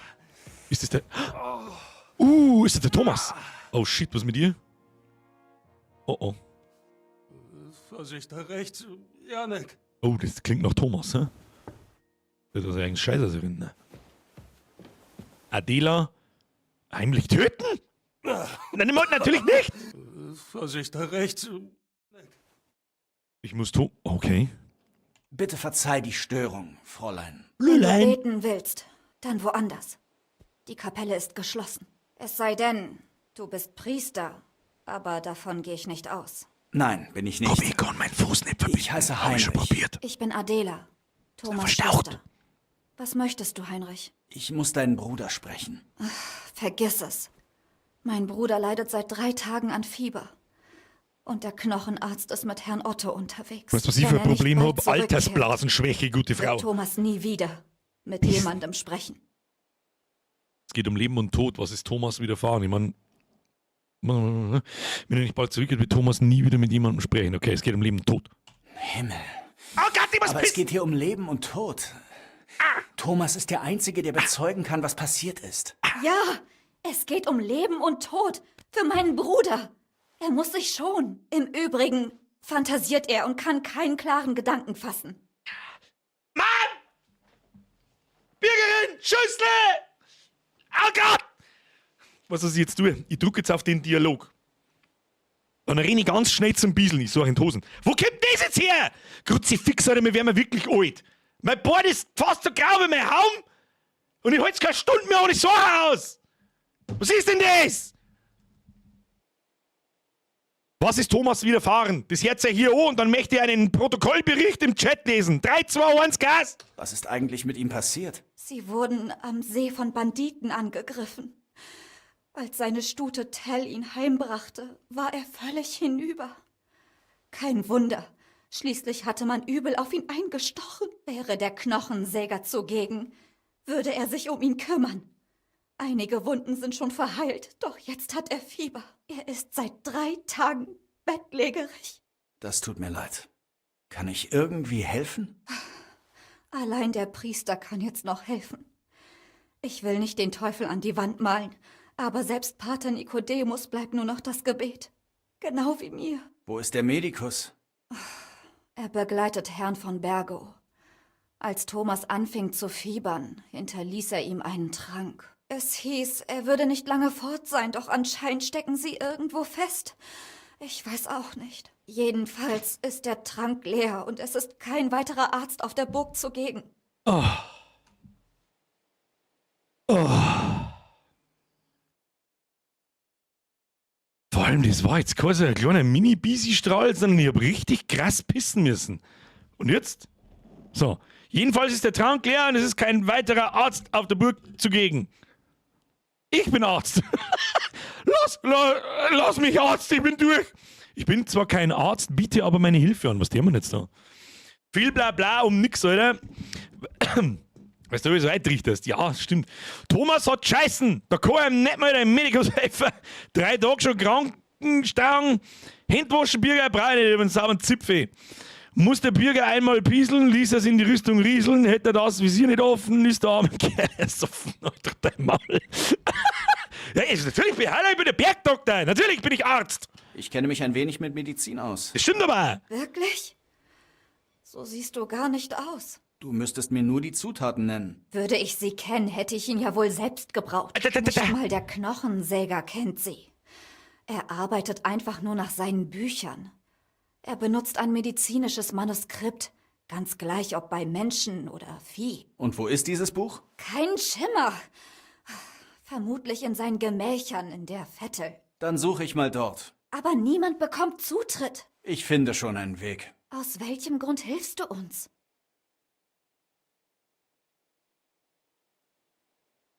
Wenn Thomas sich nicht erholt, um bezeugen zu können, dass mein Freund und ich Boten aus Ratei sind, dann wandert mein Freund an den Galgen. Du meinst den zum Tode verurteilten Wilderer? Er ist ein Adliger. Herr Hans Kapern von Pirkstein. Das ist alles ein lesen. riesiges Missverständnis. Und nur Thomas kann das aufklären. Das Ganze verwirrt mich ein wenig. Ja, da muss man aber auch Raketenwissenschaften studiert haben, gute Vor Frau. allem will ich genau wie du, dass Thomas überlebt. Ja, das stimmt. Ich mache mich auf den Weg. Vettel ist doch der Formel-1-Fahrer, Thomas oder und ne? mir rennt die Zeit davon. Geh. Und vielen Dank. Okay. Hat jetzt da irgendwas gespeichert oder bin ich wieder gefickt? Warte mal. Laden. Ah ja, hat gespeichert. Gut. Abschnitt 1 ist offensichtlich erledigt. Was ist da drin? Ist da was drin? Vorsicht, da rechts. Janek. Schlosskragen. Sehr schwer. Da was drin? Da was drin? Nein. Also müssen wir was... Wer oder was? Vettel! Ich bin raus, welche Medizinhauptmann Thomas helfen kann. Das ist auf der ganz anderen Seite hinten, da wo wir schon waren bei dem Pfarrertypen, oder? Das ist der andere Turm. Oder? Das ist der Turm Jungfrau. Heißt der Turm Vettel? Fährt der Turm Formel 1? Was ist mit dem? Einmal in Vettel einschauen, damit nichts passiert. In der Vettel, in der Jungfrau, öffne meine Gewürztruhe. Mhm. Okay, ja gut, dann müssen wir auf der anderen Seite nochmal. Die Frage ist, wenn wir da jetzt nicht umkommen. Dann kann man da mal probieren. Ja, Schlosskarten schwer, aber da mal. Ah, das ist so utopisch. Da ist der Punkt zum Schlossknacken ist so winzig, dass sobald sie das dreht. Ich triff's ja nicht einmal, wenn sie sich nicht dreht. Kannst vergessen. Das kannst du knicken, Brudi. Na gut, dann müssen wir auf der anderen Seite nochmal anscheinend. Gehen wir da oben. Du trinkst hier unrechtmäßig ein, das habe ich mir schon gedacht. Was haben wir da? Stehlen. Ah, ein paar Pfeile stehen. Weiß ich schon, wurscht ist. So. Jetzt glaube ich hakelt's dann Depfer. Wir kommen jetzt raus und nicht aus uns etwas sagt. Okay. Okay. okay. Kann man da aus der Kisten vielleicht was klauen? Nö. Naja gut, kriegen wir schon hin. Zum Kämmerer gehe ich übrigens nicht. Das hat irgendjemand geschrieben, das soll ich mal. Warte mal.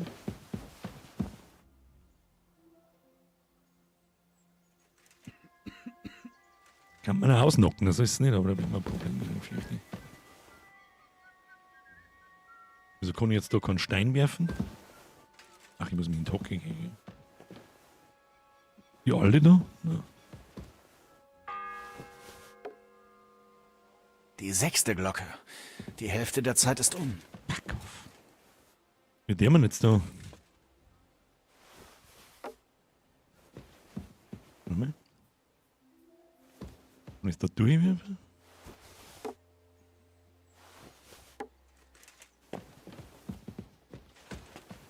Fuck! Wir kommen jetzt an dem vorbei.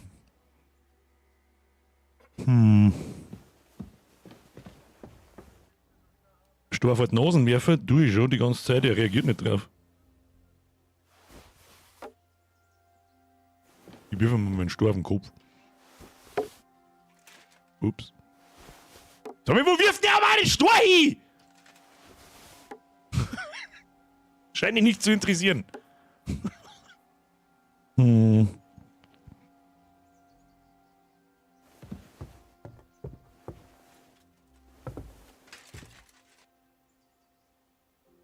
So, das ist jetzt das, kurz bevor das ganz Feier raus. Schon wieder.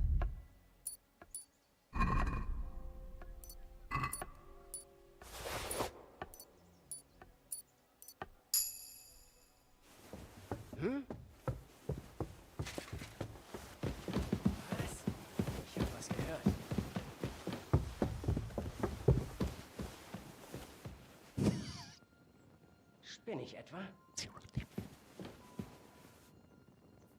Egal.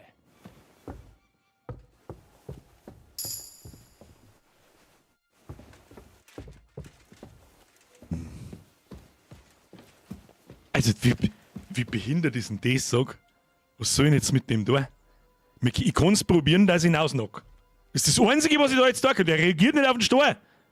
Ich probiere jetzt zum Aus, das hilft ja eh nicht. Wieso kann ich ihn nicht ausnocken? Ich kann ihn nicht ausnocken!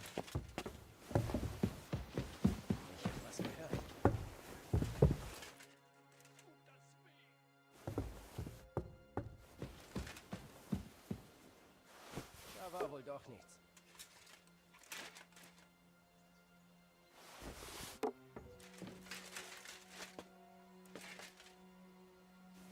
Bewegst dich, du Arschloch, jetzt einmal, oder was tust denn du da unten? Hör den Scheiß Stor nicht!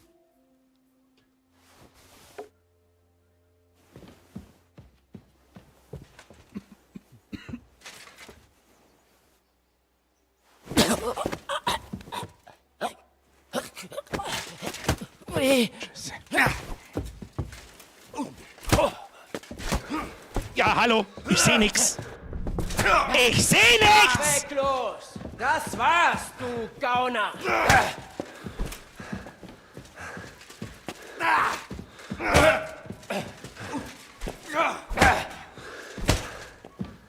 Widersetzt du dich immer noch?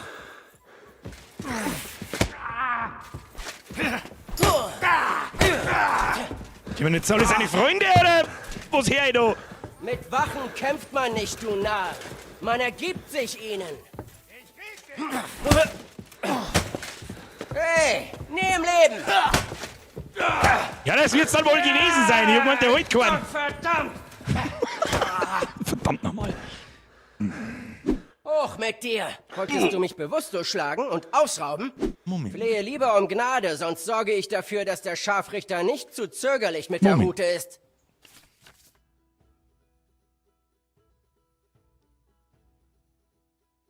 Bin vielleicht kein Topf, warte mal.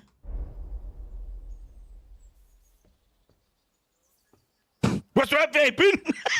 Lass mich gehen! Ich habe genug Geld, 450. Nein, habe ich nicht! Ich nehme die Strafe an, dann nimm ich auch nicht! Ich ergebe mich nicht, ja, das funktioniert auch nicht. Du hast 0 Schaden gemacht. Die Lebensleiste ist das Lilane neben deiner Gesundheitsleisten. Das verstehe ich nicht. Halt, ich kann das alles erklären. Ja, reden wir uns schon irgendwie aus. Ich war beim Scheißen am Turm oder so. Freute mich so, dich zu sehen, dass ich dich umarmen musste. Du bist wohl zu Scherzen aufgelegt. Sehen wir mal, wie du dich über die Stockschläge freust. Ja, ich glaub mir Lomme. Spielladen. Ja. Ja, was soll ich machen? kritischer Misserfolg. Ich hab leider einen Einser. Nein, stopp. Wir sind Dungeons and Dragons. 20er ist ein kritische Misslungen. So. Die können sie beim Umhauen von hinten wehren. Und da kommt ganz kurz das Schwertsymbol. Dann muss ich Attacke drücken und dann kommt also wirklich ein frech kleines Zeitfenster, kommt ein grünes Schild. Und da muss ich dann Abwehr drücken. Und dann kann ich ihn ausnocken. Das ist aber so beschissen schwer zum Treffer, dass uns das jetzt 10 Tipp kostet, das garantiert er. Außer es war ein bisschen buggy und er reagiert jetzt auf den Stor.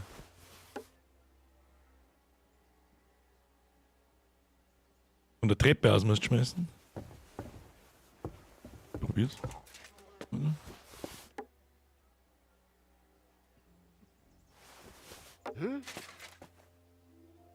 Spinne ich etwa? Okay.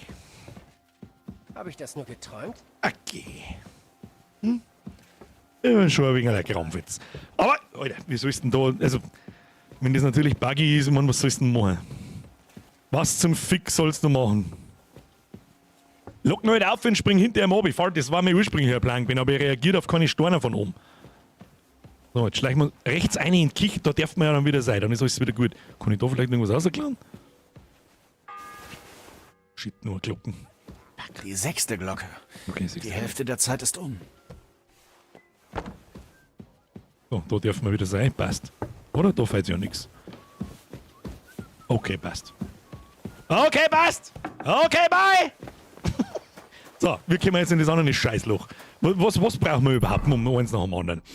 Galgenarbeit, bewahre ein Hans von der Hinrichtung. Ja, das war, finde ich, Kabatzrosen ganz interessiert mich ein Scheiß. Finde raus, welche Medizin Hauptmann Thomas helfen kann.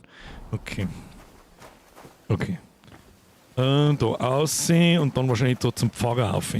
Die Frage ist, wie wir da beim Pfarrer reinkommen, weil da schwänzelt der die ganze Zeit eine Wache umeinander. Und dem Pfarrer kann man eigentlich Schlaffer legen mit irgendeinem Trank oder so, aber haben wir ja nicht. Das weiß mir aber. Gut, dass wir da die auflassen haben. Da gehe ich jetzt mal unten rein und schau, was passiert. So, sagt mir der Pfarrer. Ich mache einfach so, okay, tschüss. Gibt es da überhaupt irgendwas drin? Warte mal. Kann man es aber waschen, dann stinkt man nicht wie ein Fackel. Was eins. Nein, da über dem Pfarrer kommt man nicht auf, most über links rein. Ich habe keine Ahnung, wo da links ist, aber. Und da hinaus, da feiern uns nichts. Wo ist links? Wenn ich da drauf zugehe, ist da links von mir links. Mal schauen. Kann man aber auch da in dem Innenhof da einer kommen, gell? Weißt schon, was du meinst. Also sagst du, da ist nichts, wir müssen da irgendwie rein. Gut, gehen wir wieder zurück. Hab schon verstanden. Kriegen wir schon. Wir müssen da irgendwie rein. Die Frage ist, wie wir da vorbeikommen.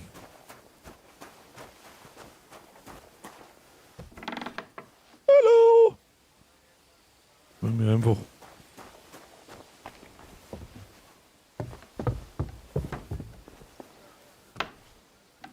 Ach du Scheiße. Wenn du Essen haben willst, musst du warten. Ich bin schon seit Ewigkeiten hier und hab noch Arbeit zu erledigen. Wieso der wieder rein? Verstehe ich nicht. Scheiße. Ich habe seit gestern Mittag nichts mehr gegessen. Wo sind die denn abgeblieben? Vorsicht!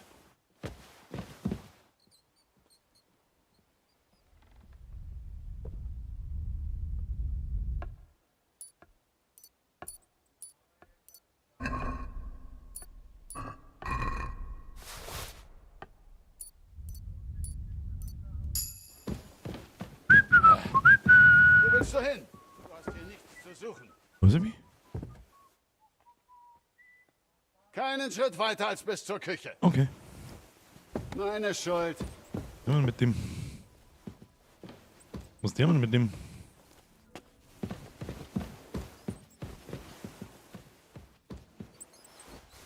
das dein Ernst? Lass das!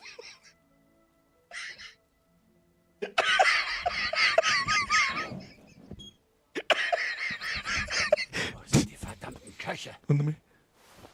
Hä? Was? Hab Du ich das bist nur geträumt? Du bist wirklich dumm wie Treib von Was Fackel. glaubst du, wo du hingehst? Scheiße. Gibt's dort nichts zu sehen? Wie lenkt man Arm jetzt ab da? Was glaubst du, wo du hingehst? Meine Schuld. Ich probier was. Ich probier was.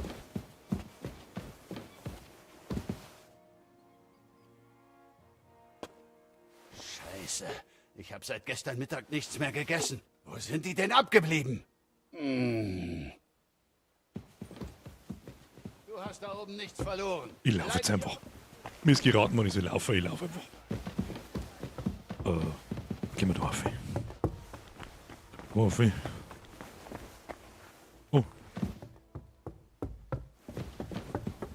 Ich versteck mich mal da. Du entkommst mir nicht, du Arschloch!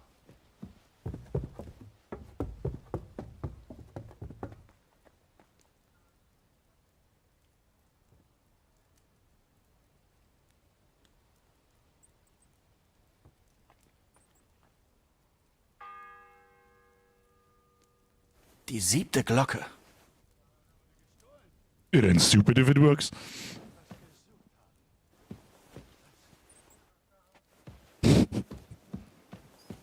Das ist alles die Schweine, da brauchen wir gar nicht das Knacken anfangen, da auch nicht. Da drin. So, haben wir irgendwo einen Anhaltspunkt, aber wir haben ja immer noch nicht da. Wir müssen irgendwie dahinter rein. Okay. Die Frage, wo der andere ist.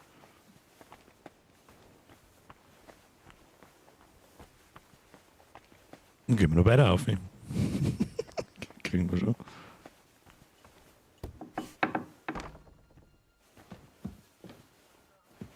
Nein, nee!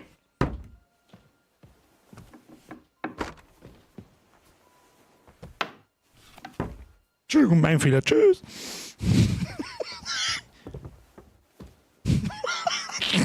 Wo zum Fix haben wir? Wo zum Hier finde ich sicherlich nichts. Oh, hat er schon aufgegeben. Die suchen mich immer noch, aber das wird schon.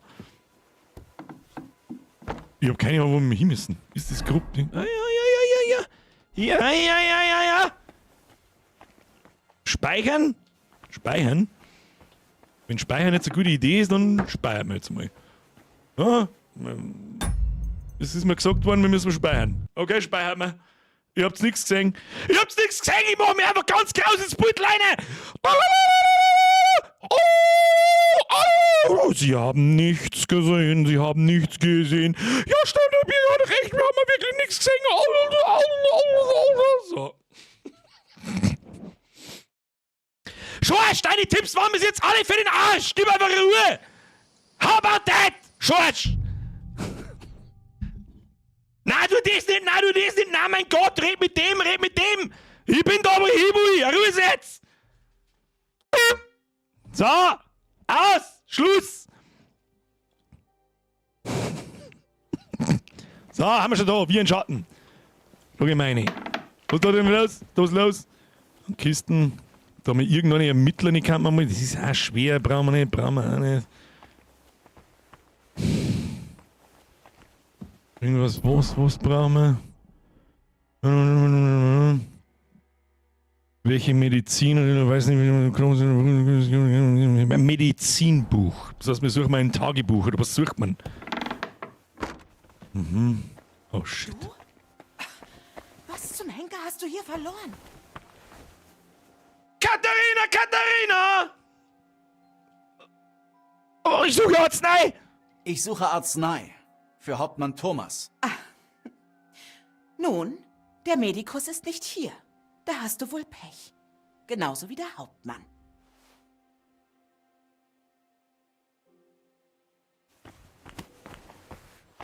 Gut.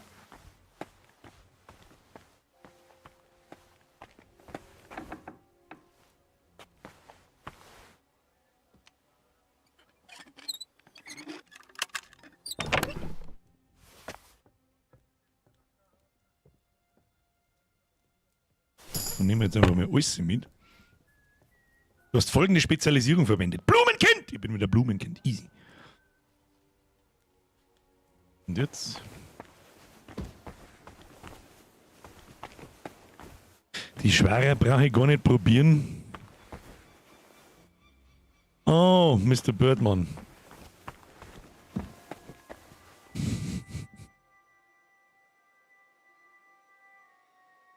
Wie sollst du denn das finden? Das Einzige, auf was ich da jetzt kommen weiß, ich sehe genau das J vor mir. Siehst du, das da hin und her springt? Das muss das Ding sein. Lol. Finde raus, welche Medizin Hauptmann Thomas helfen kann. Oh, was sollen wir jetzt auch noch machen? Jetzt pass auf. Siebjörn schreibt da, das Scheißbuch habe ich auch eine Weile gesucht. Ich glaube, dass ich da jetzt auch eine halbe Stunde umeinander geredet habe, mit 100%iger Sicherheit. Es hat was Gutes und es hat was Schlechtes. Dass man nicht sagt, mit welchen Items dass man interagieren. Das fällt kein Mensch nicht auf, das Scheißbier da hinten. Du kannst nicht... Das war jetzt so klar, dass wenn ich ein Beispiel suche, du kannst nämlich nicht jedes Objekt, das da umeinander liegt, einfach... kannst nicht. Starker Sud gegen Schmerzen! Den nehmen wir mit! Glocke, ich muss mich beeilen. Oh shit, es geht um Zeit! Hab ich vergessen, okay? Laber nicht so viel! Das Bier ist da drin gelegen, kann ich mir sehr gut vorstellen, dass wir da...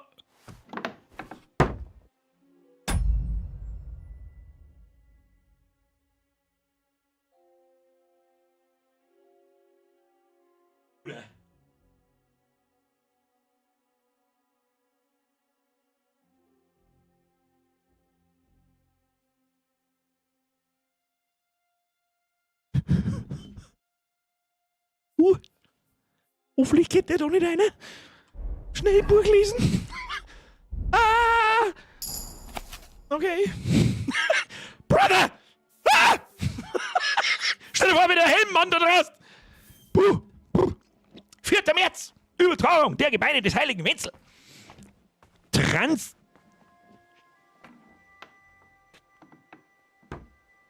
Der ist wieder weg. Passt. Jetzt gehen wir auch laut lesen. Der Herr Kämmerer Ulrich war schon wieder hier. Irgendein Poker gespielt. Aber diesmal hat er zur Abwechslung keinen Streik gesucht. Im Gegenteil, er hatte eine Bitte an mich. Sein Magen bereitet ihm Beschwerden. Nach einer kurzen Untersuchung war es offensichtlich, dass er an einem Magengeschwür leidet. Da ich aber die beispiellose Demütigung, man muss das diese Schriftart sein, Mann, die er mir zuvor beibrachte, nicht vergessen konnte, habe ich auf eine aufrichtige Einschätzung verzichtet und stattdessen etwas von Galenos und den Körpersäften gefaselt. Galenos und meine Hände hilflos gen Himmel gestreckt und ihn zur Tür begleitet. Da er mich ohnehin für einen geistlosen Dummkopf hält, hat er wohl auch nicht mehr von mir erwartet und sich mit einer Lüge abspeisen zu lassen. 14. April, Fest der Heiligen Wollen. Muss ich den scheiß Bums jetzt da lesen? Leck mir am Arsch, haben Menschen so viel Zeit verpimmelt. Irgendeinen Trank werden wir halt brauen müssen, aber wen? Vielleicht müssen wir es durchlesen, warte mal. Oder sagt's mir Quest. Bitte Quest, sag mir's. Beschaffe ein Fiebertonikum. Ich benötige einen Fiebertrank, um Thomas zu helfen. Der Heiler erwähnte gelegentlich ein Rezept, das in seinem Buch festgehalten ist. Vielleicht kann ich es irgendwo in der Burg finden. Ja, aber wir haben doch da jetzt einen Alchemietisch. Jetzt warte mal. Ist da jetzt das Fiebertonikum drin? Achtung. Nix lesen, im Raum gegenüber, linke schwere Kiste. Okay. Okay. Also wir suchen schon immer noch, wir haben das Fiebertonikum, haben wir noch nicht. Einen Retterschnaps kann man uns auch mal. Schlaftrunk, den kann ich auswendig. Kamillenaufguss. Da! Da ist das Fiebertonikum! Wieso kann ich das nicht einfach mal? Da!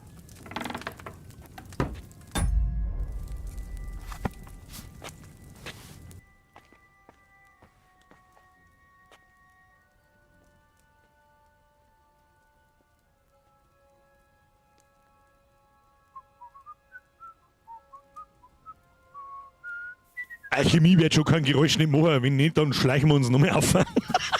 Fiebertonikum wird eingebraut. Was braucht man überhaupt alles? Jetzt passen wir auf. Jetzt gehen wir da, das machen wir jetzt. Nee, machen wir mir jetzt nicht. Kamillenaufguss haben wir ja bis um 12 Uhr spät, ist mir scheißegal. So, gib die Wucherblume in den Kessel und lasse sie für 2 Sanduhr-Durchläufe kochen. Also wir brauchen Wucherblume, Holunderblüten, Ingwer. Haben wir das Klump? Zum Tisch. Schauen wir mal. Inventar. Inventar. Wir haben Holunder, Ingwer. Was war das andere? Wucherblume! Easy. Das bleibt bald 12 Uhr, gell? Ja, kriegen wir schon. Aber wenn wir den Trank versauen, dann haben wir es erst recht verschissen. So, jetzt müssen wir da mal einlesen. Gib die Wucherblume in den Kessel und lasse sie für 2 Sanduhr, glaube ich. Okay, Wucherblume. Okay, wir nehmen die oh shit, wir brauchen jetzt was anderes. Zurück. Was ist denn die Basis? Du benötigst Wein. 3 Handvoll Wein. Wein. Alkohol, Wein. Okay. Jetzt mal Wein in den Kessel hinein. Gut, dass ich schon ein paar mehr Alchemie habe. Das ist zwar schon eine Zeit her, aber ist ja wurscht. Dann brauchen wir Wein. So, Wucherblume rein. Machst du mal die Wucherblume rein jetzt da? Ein Stück Wucherblume reingegundelt. Hineinwerfen, das, ja. So. Die 9. Glocke. Oh. Nur noch 3. Da! Kriegen wir schon. So, hier, Sanduhr. Jetzt warten wir, bis kocht. Sanduhr umdrehen, so, kocht, umdrehen. Wird dann schon passen. So, 2 mit Durchlaufen hat's geheißen. Zack, hopp. Wie, hinter mir geht jetzt die Tür auf und der Wachenteppchen in deiner grünen Vogel. So, nochmal umdrehen. Easy. Und sobald die Sanduhr unten ist, Kessel in die Höhe. Bis dahin kann man nochmal schnell lesen. Zerkleinere die Holunderblütenblätter und gib's in den Kessel. Okay, zerkleinern. Okay, kriegen wir. So, Kessel hoch. Dann brauchen wir Holunder, oder? Holunder, ja. Holunderblätter und wir zerkleinern man im Mörser oder im Tiegel? Fuck. Ich weiß nicht, wie man zerkleinert. Ich weiß bloß einen Mörser zerkleinern. Ich weiß nicht, was der Tiegel tut. Müssen wir einen Mörser nehmen, das hilft nicht. Probieren wir es mit dem Mörser. Zerstessen. Gib ihm!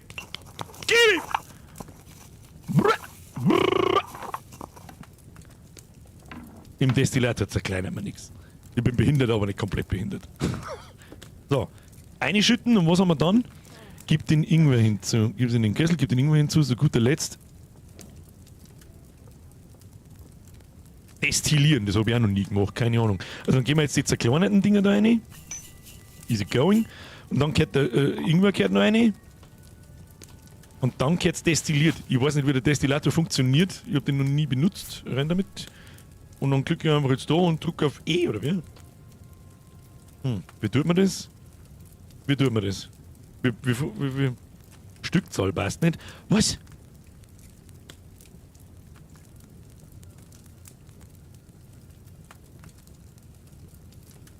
Drei Handvoll, 2 Handvoll Ingwer und 1 Hand. Scheiße, die passt wirklich nicht. Das ist allerdings, das ist absolut richtig. Aber ich weiß trotzdem nicht, wie der Destillator funktioniert. Das ist eigentlich mein Hauptproblem. Tee. Herstellen, Kräuter, nächste Seite. Alchemietisch, wie geht der Destillator? Ich sehe ihn schon. Buch, alle notwendigen Zutaten verbreiten, zerstoßen, den Kessel aufkochen lassen, den Kessel. Wir haben ja genug Zutaten. Also Trank destillieren und braun abschließen. Stelle den Trank fertig, indem du die Destille benutzt. Ja, aber wir. Okay. Normalerweise kann ich jetzt die Fiole nehmen und aus dem Kessel raus tun. Wenn ich da jetzt einen Destillator drücke, dann kommt es quasi. Okay, verstehe. Habe ich noch nie gemacht, deswegen habe ich es nicht gewusst. Wolfric jetzt wieder ein 5er, by the way. Nein, du spülst, wie wir das wollen. Nein, Lucky, Kuss auf die Nussmesser für den Euro, die habe ich übersehen. Ja, der Ritter Birkwirt, nein, den habe ich da nicht. Was haben wir da? Du hast den Trank gebraut. Da, trotzdem ein Fiebertonikum! Menge 2! Was möchtest du von mir? Fiebertonikum ist Fiebertonikum! Goddammit!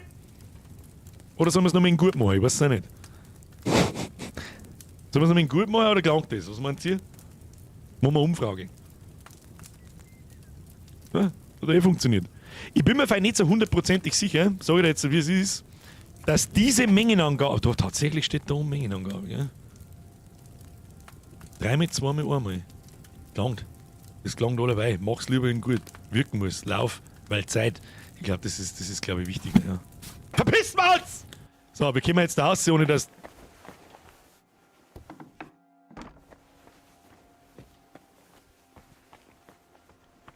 Wo haben wir eigentlich hergekommen? Ich hab schon wieder vergessen. Da haben wir hergekommen, glaube ich. Speichern. Ich sag das, was es ist, das mache ich nicht nochmal. Das mache ich nicht nochmal. Da hast du absolut recht. Einer gespeichert. Zurück aus, dann haben wir es eh schon. Ich hoffe.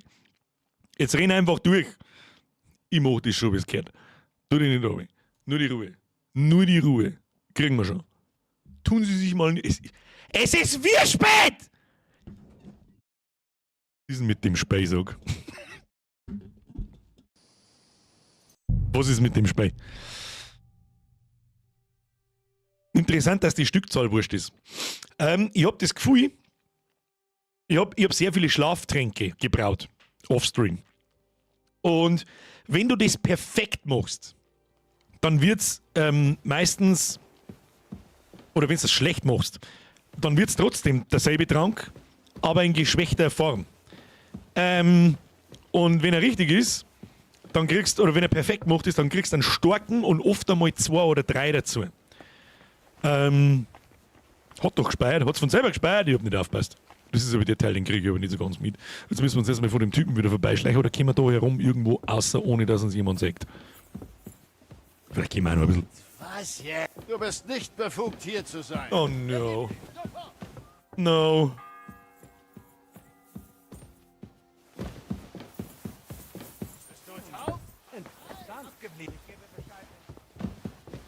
Die 10. Glocke. Ich habe nicht mehr viel Zeit.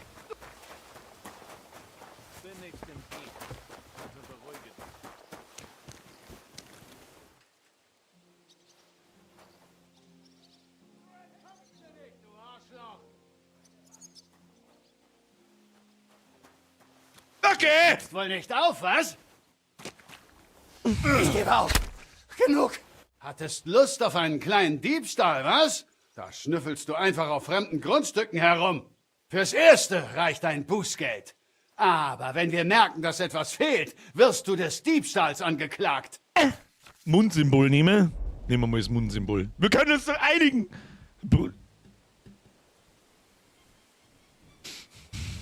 Kann aber auch zahlen. Nur 25, wieso waren denn das vorher 425? Ich nehme das Mundsymbol. Hör mal. Wenn sie es rennen wir nochmal was aber ist wurscht, für das haben wir gespeichert. Wie? Was für mich behalten? Wir sind doch beide Männer, oder? Was soll das denn heißen? Mein Geduldsfaden reißt gleich. Es ist so. Gestern habe ich diese wunderschöne Frau getroffen. Sie ist Näherin. Und weißt du, was man über Näherinnen sagt? Nein. Was? Sie lassen dich näher ran. Ach, halt doch dein... Gott, Sprengi ist gut! Naja, und diese Näherin Sprengi, is it you? hatte furchtbare Angst, dass ihre Mutter erfahren könnte, dass wir uns treffen wollen. Also gab sie mir eine sehr komplizierte Wegbeschreibung. Und so stand ich da, zur Mittagszeit, im Schatten der höchsten Linde und setzte einen Schritt vor den anderen. Dann blicke ich mich auf einmal um und merke, dass ich keine Ahnung habe, wo ich bin. Die Frau ist nirgends zu sehen und Leute schreien mich an. Sie hat mich zum Narren gehalten. Ha! Das kommt davon, wenn du mit deinem Schwanz denkst. Ja. Das war genug Demütigung für mein ganzes Leben. Kannst du nicht ein Auge zudrücken? Na gut. Ich will mal nicht so sein. Dieses eine Mal. Wenn du Essen haben willst, musst du warten. Ich bin schon seit Ewigkeiten hier und habe noch Arbeit zu erledigen. Was war denn das für eine aus dem Arschloch gezogene Scheißstory? Und wie geistig behindert ist denn dieser Typ, dass er sagt...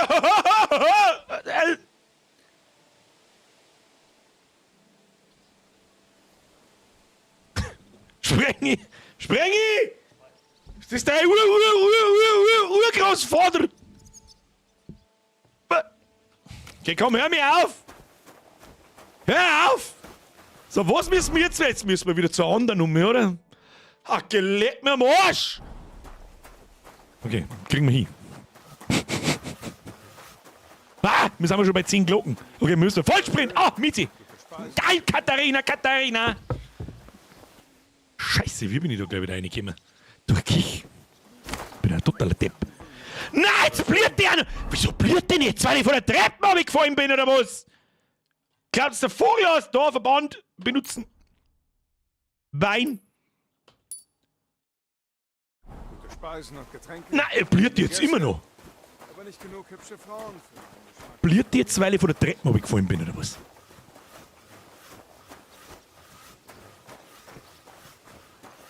Ich kann nicht schnell. Ich kann nicht schnell! Mein Fußbruch, wie ich von der Treppe runtergesprungen bin. Das hat Nerven. Okay. Ja, das hilft jetzt nicht. Okay, mal so, das geht schon. Das ist aber der halt, stopp. Völlig falsche Richtung. Was mache ich? Da müssen wir lang. Jetzt kann ich nicht schnell. Okay! Okay! Ja, jetzt kann ich nicht mehr volllaufen, wenn da irgendeine Acke kommt. Kann ich nicht. Ja, wenn ich so ein bisschen. Okay. Aber da ist auch Wachen um, gell? Da kann ich mich nicht rundum schleichen. War man nämlich gleich da oben drin. Na, da gehen wir auch nicht rein. Scheiße.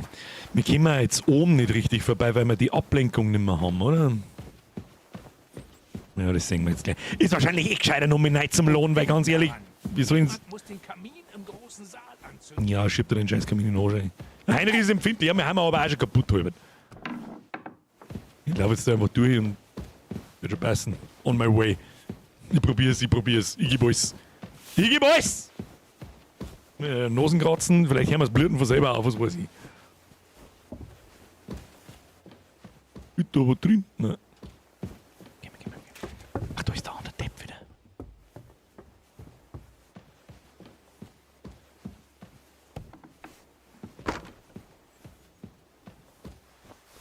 Was? Ich hab was gehört.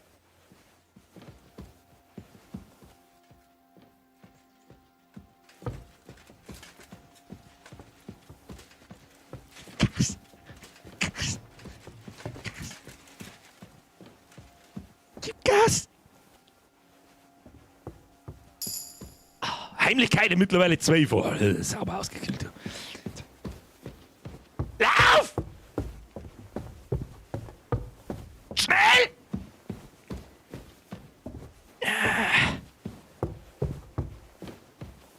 Kriegen wir schon. Das ist die 11. Glocke, ne? Der 11. Schlag der Glocke. Der letzte vor der Hinrichtung. Der letzte vor der Hinrichtung, ich bin gleich da! Hilauf! Hilauf! Bitte ist jetzt da kein Wachdepp drin oder irgendeiner. Knapper kann man es nicht machen. Hast du es dabei? Bruder, knapper wird's nicht. Hoffentlich sagt er nicht, dass der scheiße Braut ist oder irgendwie so. Es muss verdünnt werden. Naja, du machst es schon. Das weiß dann schon. Aber wenn man das Ding macht, nicht. Es geht ihm immer schlechter. Wenn das Mittel nicht anschlägt, Thomas! ist das wahrscheinlich sein Ende. Niemals, Thomas! Wir müssen Herrn Capondo rausholen. Das war unsere Aufgabe für heute. Ach du Scheiße, das war die letzte Glocke, oder?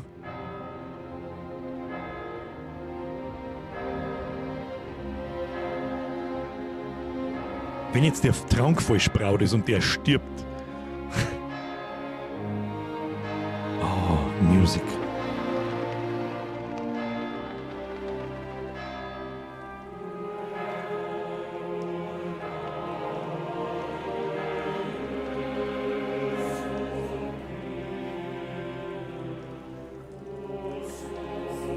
Er schaut nicht recht begeistert aus. War ja nicht.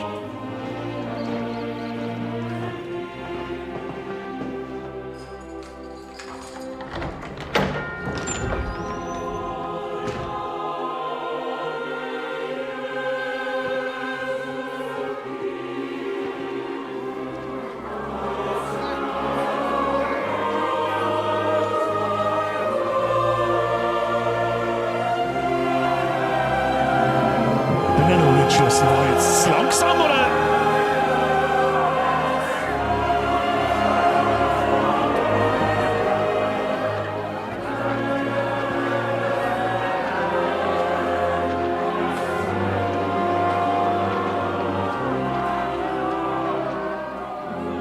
Ihr müsst stets auf der Hut sein. Dieser Tag Wir durchstreifen allerlei gefährliche Banditen, Schluss jetzt. Landstreicher und Gesetzlose. Unser geliebtes und so friedliches Land. Aber heute haben wir einen von ihnen hier. Einen gewissen Herrn Hans, der offensichtlich nicht bei Sinnen ist. Er ist ein gefährlicher Wahnsinniger, ein Schläger, ein Verbrecher Ja, und am jetzt. schlimmsten ein Wilderer.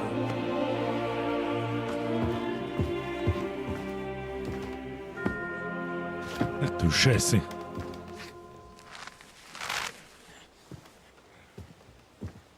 Hans! Nicht der Hans! Das ist jetzt aber halt nicht dein Ernst, oder? Dass er einfach trotzdem stirbt.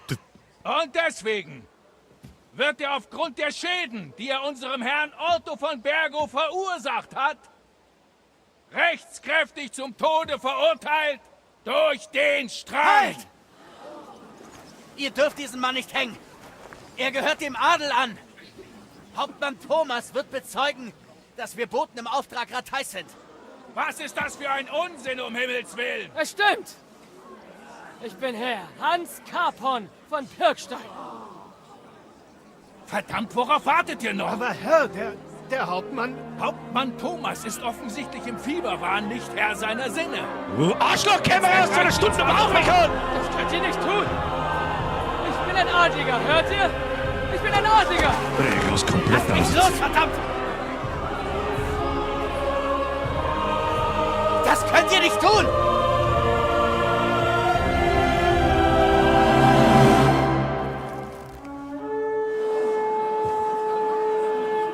Öffnet das Tor!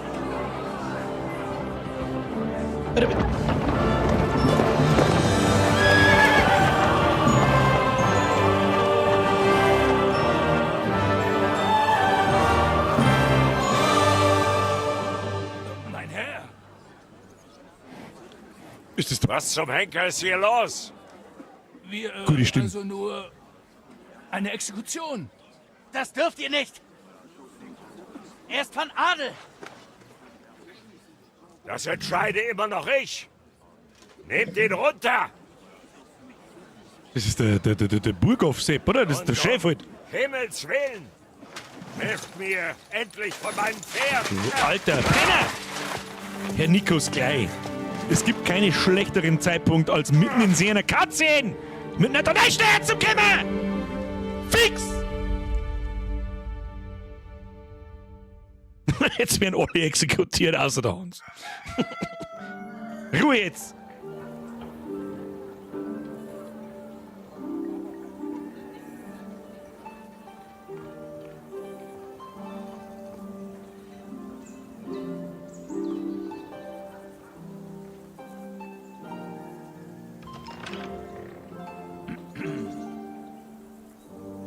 Ihr dürft eintreten. Aha, jetzt auf Unser einmal! Herr ist bereit, euch zu empfangen. Samuel Jackson, seine Synchronstimme. Die Edition sehr gut aufpasst. Aber das Model schaut so gut aus. Also, Herr Nikos, ihr seid ich komme dann Boten aus gleich zu Ratei, Ihnen. ja? Mache ich da zwar dieselbe Ansage nochmal, aber ist ja wurscht. Ich hab Jetzt schauen wir uns erst diese. gefragt, wann jemand hier auftauchen würde. Also gut. Bin ganz ohr. Sei gegrüßt, Herr Otto. Ich bin Herr Hans Carpon von Pirkstein. Und das ist mein Geleit, Heinrich von Skalitz. Willkommen auf Troski, meine Herren. Ich würde euch ja gern im Stehen empfangen, aber ich kann gerade mal so sitzen. Ich hörte, ihr wurdet von Banditen überfallen. Ganz recht. Diese Bastarde haben mir ordentlich zugesetzt. Und ich bin noch glimpflich davon gekommen. Beinahe jeder andere wurde getötet. Darunter auch mein Knappe und mein Medikus. Also gibt es hier niemanden, der mich heilen könnte. Und ich muss dem armen Albert mitteilen, dass sein Sohn in meinen Diensten gestorben ist. Ich wünsche dir eine schnelle Genesung, Herr. Das werden wir sehen. Aber jetzt erzählt mir, was hier passiert ist, in Herrgotts Namen. Warum wollte mein Kämmerer dich hängen, Herr Capon? Um ehrlich zu sein, der Willkommensgruß durch den Meisterkämmerer war ein wenig... Wie soll ich sagen? Der Kämmerer hätte nichts anderes machen können. Der Kämmerer ist ein Narr! Herr, wir sind aus Verzweiflung in deine Burg gekommen. Narr!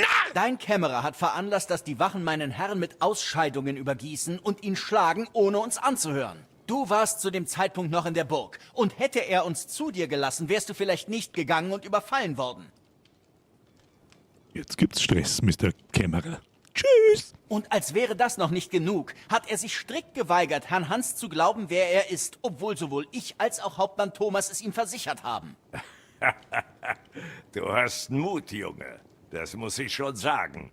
Ich wäre wohl auch Zipfen in so drüben, einer so, Stimmung, Zipfe hast du wenn davon. dasselbe mit mir passiert wäre. Herr! Sei besser still, Ulrich. Darüber sprechen wir zu gegebener Zeit. Und ich entschuldige mich für diese Unannehmlichkeiten.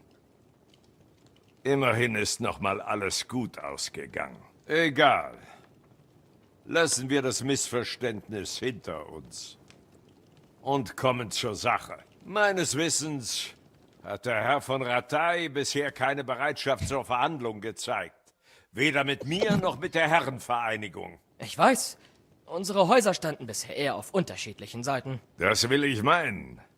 Dass ihr Brünn und Iglau mit diesem abtrünnigen Sokol von Lamberg angegriffen habt, hat uns nicht gerade gnädig gestimmt. Wir alle haben Schuld auf uns geladen und ihr habt den König entführt. Da bin ich mir Wir jetzt können nicht- alle mit dem Finger irgendwo hin zeigen. Deine Herrenvereinigung hat schließlich den König entführt, obwohl ich sicher bin, dass ihr eure Gründe hattet. Genauso wie Herr Hanusch. Die hatten wir sicherlich. Vor allem ist ein Wenzel ein unverantwortlicher Trunkenbold und Faulpelz, der dem Reich mit seiner Untätigkeit schadet. Aber vergessen wir das. Ich krieg einen Hurricane Sag in der mir, Blechunterhosen. was führt Herr Hanusch im Schilde? Ich bin ganz Ohr. Während des Überfalls haben wir leider den Brief verloren, den wir bei uns trugen. Also musst du dich wohl mit meiner Aussage begnügen. Also gut. Sprich nur weiter. In aller Kürze. Herr Hanusch, Herr Ratzig und andere Herren sind der Auffassung, dass die Lage außer Kontrolle geraten ist. Und dass das niemandem in Böhmen etwas nützt. Weder Wenzels Unterstützern, noch der Herrenvereinigung. Die Maßnahmen König Sigismunds werden keine bessere Ordnung herstellen als noch unter König Wenzel. Ganz im Gegenteil. Sagen wir mal, dem wäre so. Was bedeutet das dann? Herr Hanusch und andere Herren auf unserer Seite würden gern in Erfahrung bringen, wie die Herrenvereinigung im Moment dazu steht. Und ob sie unter Umständen einige Aspekte nochmal überdacht hat. Mit anderen Worten, ob ich bereit wäre, Sigismund zu verraten. Rat ist ein starkes Wort, Sigismund ist der Verräter. Verrat ist ein starkes Wort. Wir sind zu dir gekommen, Herr Otto, weil du der Fürsprecher der Herrenvereinigung bist. Außerdem nehme ich an, dass auch andere Herren deines Standes einen Weg aus dieser misslichen Lage finden wollen. Und wenn es um das Königreich Böhmen geht, ist es wohl besser, unsere Kräfte zu vereinen, als sie aufzuteilen. Dein Begleiter spricht wie ein Diplomat, Herr Hans. Wie auch immer. Es bleibt die Frage, ob man Feuer mit Wasser vermischen kann, ohne dass nur widerlicher Rauch zurückbleibt. Nichtsdestotrotz liegen Herr Hanusch und Herr Ratzig richtig. In diesem Land herrscht Chaos und Gesetzlosigkeit. Banditen treiben ihr Unwesen. Und wie wir wissen, auf unsere Kosten. Damit haben wir daheim schon Erfahrungen gemacht, Herr. Erst kürzlich mussten wir uns mit einer ähnlichen Bande rumschlagen. Dann hast du sicher Verständnis dafür, dass ich erst einmal vor meiner eigenen Tür aufräumen muss, bevor ich über den nächsten König diskutiere. Ich will verdammt sein, mir fällt keine Lösung ein. Diese Bastarde haben meine halbe Garnison ausgelöscht und meinen Hauptmann. Wenn ich eins anmerken darf. Du bist nicht allein. Wir haben auch noch eine Rechnung mit ihnen offen. Daher helfen Heinrich und ich dir gern. Tatsächlich. Das nenne ich mal die Worte eines Ritters. Herr Hans. Im Moment haben wir einen gemeinsamen Feind. Und daher auch gemeinsame Ziele. Also dann, Herr. Können wir dir behilflich sein? Das könnt ihr wohl. Vielleicht finden wir schlussendlich doch noch eine Gemeinsamkeit. Ich muss ausreichend Reserven aufbringen, um ein für allemal mit diesen Gesetzlosen fertig zu werden. Ich werde meine Vasallen versammeln. Und da ich nicht mehr viele Männer habe, die ich als Boten schicken könnte, nehme ich eure Hilfe dankend an. Ein Wort genügt, Herr. Wo sollen wir hin? Ihr reist nach Nebakov, eine kleine Burg, oder vielmehr eine Festung an den Klippen. Der Freisasse dort, Jaromir Nebak, ist ein alter Sturkopf, der seinen Verpflichtungen nicht gern nachkommt. Wenn ein redegewandter Adliger wie du ihn besuchen würde, könnte er ihm genau erklären, warum ich seine Garnison brauche. Ist das alles her? Wer ist dieser Herr Nebak? Und wenn er sich weigert, ist der Weg dorthin sicher? Verlass dich auf uns. Was ist, wenn er sich weigert? Was sollen wir tun, wenn er unseren Befehlen nicht Folge leisten will? Sein Haus war mir gegenüber stets loyal. Und es hat sich immer für ihn gelohnt. Sagt ihm, dass ich mir wünschen würde, dass das auch so bleibt. Ich erwarte keine großen Einwände.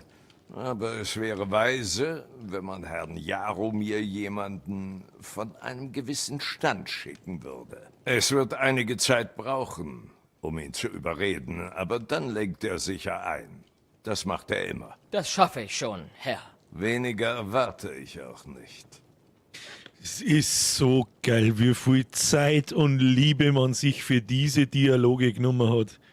Dass da der Samuel Jackson noch mit seiner Stimme umkommt, die passt dermaßen gut, ist unfasslich eigentlich.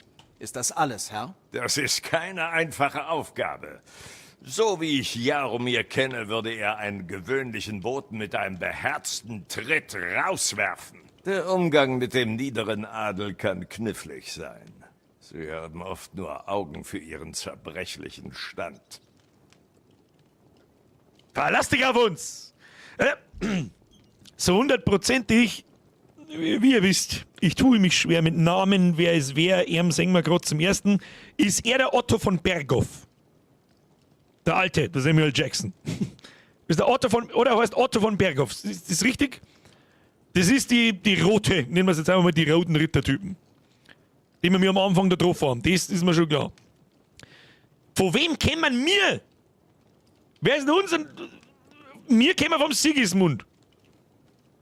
Wir haben ein Haus Sigismund, er ist Haus Berghoff. Und wir wollen ein Bündnis mit dem Haus Berghoff, um den König Wenzel zu stürzen? Läuft's da drauf hinaus? Wir kommen vom Hanusch. Who the fuck is Hanusch?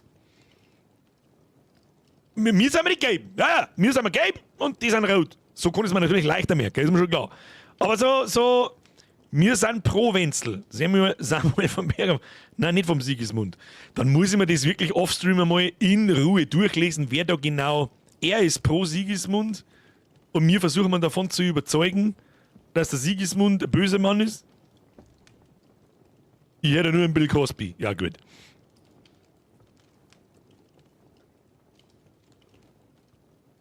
Und dann wird der Sigismund gestürzt. Wir haben ein Provenzel. Haben es zwei Könige? Es gibt doch keine zwei Könige, oder nicht? Wir haben die Typen, das können Sie vielleicht mal wirklich in Ruhe durchlesen, damit ich da 1000%ig dahinter steige, weil jede Sekunde an Lore und Geschichte in diesem Spiel ist wert. Bei sowas tue ich mir auch hart offstream, immer schon. Weil ich einfach normalerweise fast nur aufs Gameplay schaue. Aber diese Story da, jetzt dieser Cliffhanger von letzter Woche, das Knappe da jetzt rauskommen und was weiß ich, da hat man sich wirklich Mühe gegeben. Leck mich am Arsch. Da hat man sich wirklich Mühe gegeben und das ist extrem selten. Freunde der Sonne, ein sicheres Spiel kriegen wir noch alle 10 Jahre. Ich hoffe, das ist jedem bewusst. Jeder, der nichts damit der Langbein schreibt Backstory vom ganzen ersten Game vergessen. So gut wie er ja. Das ist 7 Jahre her. Was soll ich machen, ne? Verlass dich auf uns. Und jetzt möchte er erst einmal einen Gefallen, wie sie es halt immer erst wollen, und den anderen Typen um seine Garnison zum fragen. Wir kümmern uns darum, Herr. Soweit. Verlass dich auf uns. Aber Gut. muss ich mal in Ruhe machen, Wir einmal brechen die... so bald wie möglich auf. Wir sollten unsere diplomatische Mission nicht aufschieben. Also schön. Das wäre fürs Erste alles. Der Kämmerer wird euch zu den Gemächern führen und euch Pferde bereitstellen. Und sobald dieser kleine Umweg erledigt ist, reden wir über eure eigentliche Mission. Okay, also jetzt mir einen Gefallen Vielen tun. Dank, Herr. Am Otto. Dürfte ich eine Frage stellen, Herr Otto? Oh, immer raus damit, junger Mann. Konntest du die Banditen während des Überfalls sehen? Würdest du welche davon wiedererkennen? Heinrich, fang nicht schon wieder damit an. Warum fragst du? Die Sache ist die, als wir überfallen wurden, glaube ich, einen Mann gesehen zu haben, den wir von zu Hause kennen. Oh, wie sah er denn aus? Kennst du seinen Namen? Er heißt István Toss, ein ungarischer Adliger. Er trägt eine schwarze Rüstung, stämmig, um die 40. Ich hab dir doch schon gesagt, dass das Blödsinn ist. Dieses Wieso sollte der hier sein? Teil. Du hast ihn nur von weitem und von hinten gesehen. Das war Einbildung. Und warum interessiert dich dieser Toss, junger Mann? Er war der Anführer der Bande, die uns in Sasau bedrängt hat. Und er hat etwas, das mir gehört. Interessant. Interessant. Aber ich muss dich enttäuschen. Ich habe niemanden dieses Namens getroffen. Danke, Herr. Und bitte verzeih, aber ich musste fragen. Ich verstehe das. Ich übergebe euch in Ulrichs Obhut. Ich freue mich schon auf die frohe Kunde, die ihr aus Nebakow mitbringt. Geht mit Gott, meine Herren. Vielen Dank für alles, Herr. Gott schütze dich. Es wird noch genug Zeit für ein nettes Geplänkel geben. Es gibt Wichtigeres, um das wir uns kümmern müssen. Herr Otto hat großzügigerweise angeboten, Herrn Capon in einer seiner Kammern unterzubringen. Und du, Heinrich, wirst auch untergebracht. Wie es deinem Stand gebührt. Im Dann Saarstuhl. wirst du deine Ausrüstung zurückerhalten und in den Ställen findest du dein Pferd. Nichtsdestotrotz befindet der Herr, dass du als Begleiter eines Adligen ein angemessenes Pferd haben solltest. Deshalb war er so gütig und hat entschieden, dass du eines unserer Pferde nehmen kannst, wenn es beliebt. Aber was ist mit den Good Old Pebbles? Folgt mir, meine Herren. Easy going. Ruf verbessert, Otto IV. von Berghoff. Okay, schauen wir uns mal unsere Bude an. Also, Und ja, ich hab schon auf die Uhr geschaut. erlaube mir... Einen Moment, Herr Ulrich. Wenn du glaubst, dass alles zwischen uns geklärt sei und wir das Ganze unter den Teppich kehren, dann irrst du. Mein Herr? Vor kurzem noch wolltest du mich hinrichten lassen. Vollidiot. Ich verlange eine richtige Entschuldigung. Dann abstehe. Dann nimm erneut bitte meine Entschuldigung an, Herr. Doch aufgrund der Umstände... Aufgrund der Umstände? Was denn für Umstände? Herr, auf Wilderei steht die Todesstrafe. Und bist du der König, dass du einfach Todesurteile verhängen kannst? Nein, bist du nicht. Außerdem gab es ausreichend Gründe für dich, deine Entscheidung zu überdenken. Herr, ich hätte doch nicht wissen können, dass... Du wärst nie darauf gekommen? Natürlich wärst du das. Aber dann hättest du dich nicht als Adliger aufspielen können, der private Hinrichtungen inszeniert. Herr, ich möchte mich abermals entschuldigen. Und jetzt erlaube mir bitte, dir deine Gemächer zu zeigen. Ich würde es doch nicht wagen, dir solche Umstände zu bereiten. Ich finde meine Gemächer selbst. Heinrich, wenn du mit diesem nervigen Trottel fertig bist, hol dir ein Pferd und wir treffen uns am Tor. Nun, es hat den Anschein, als benötige Herr Capon meine Dienste heute nicht mehr. Tu nicht so überrascht, wir verdienen eine Entschuldigung. Tu nicht so überrascht, dieses Arschloch, ich hasse ihn. Tu nicht so überrascht. Mein Herr ist nicht gut auf Leute zu sprechen, die darauf aus sind, ihn zu hängen. Ich verstehe, das ist wohl niemand. Trotzdem wäre uns allen, mir und deinem Herrn, geholfen, wenn sein Verhalten nicht so rüpelhaft wäre. Sag mir, geht's dir wenigstens gut? Sei. Willkommen in Troski. Es ist die schönste und größte Burg, die du je sehen wirst.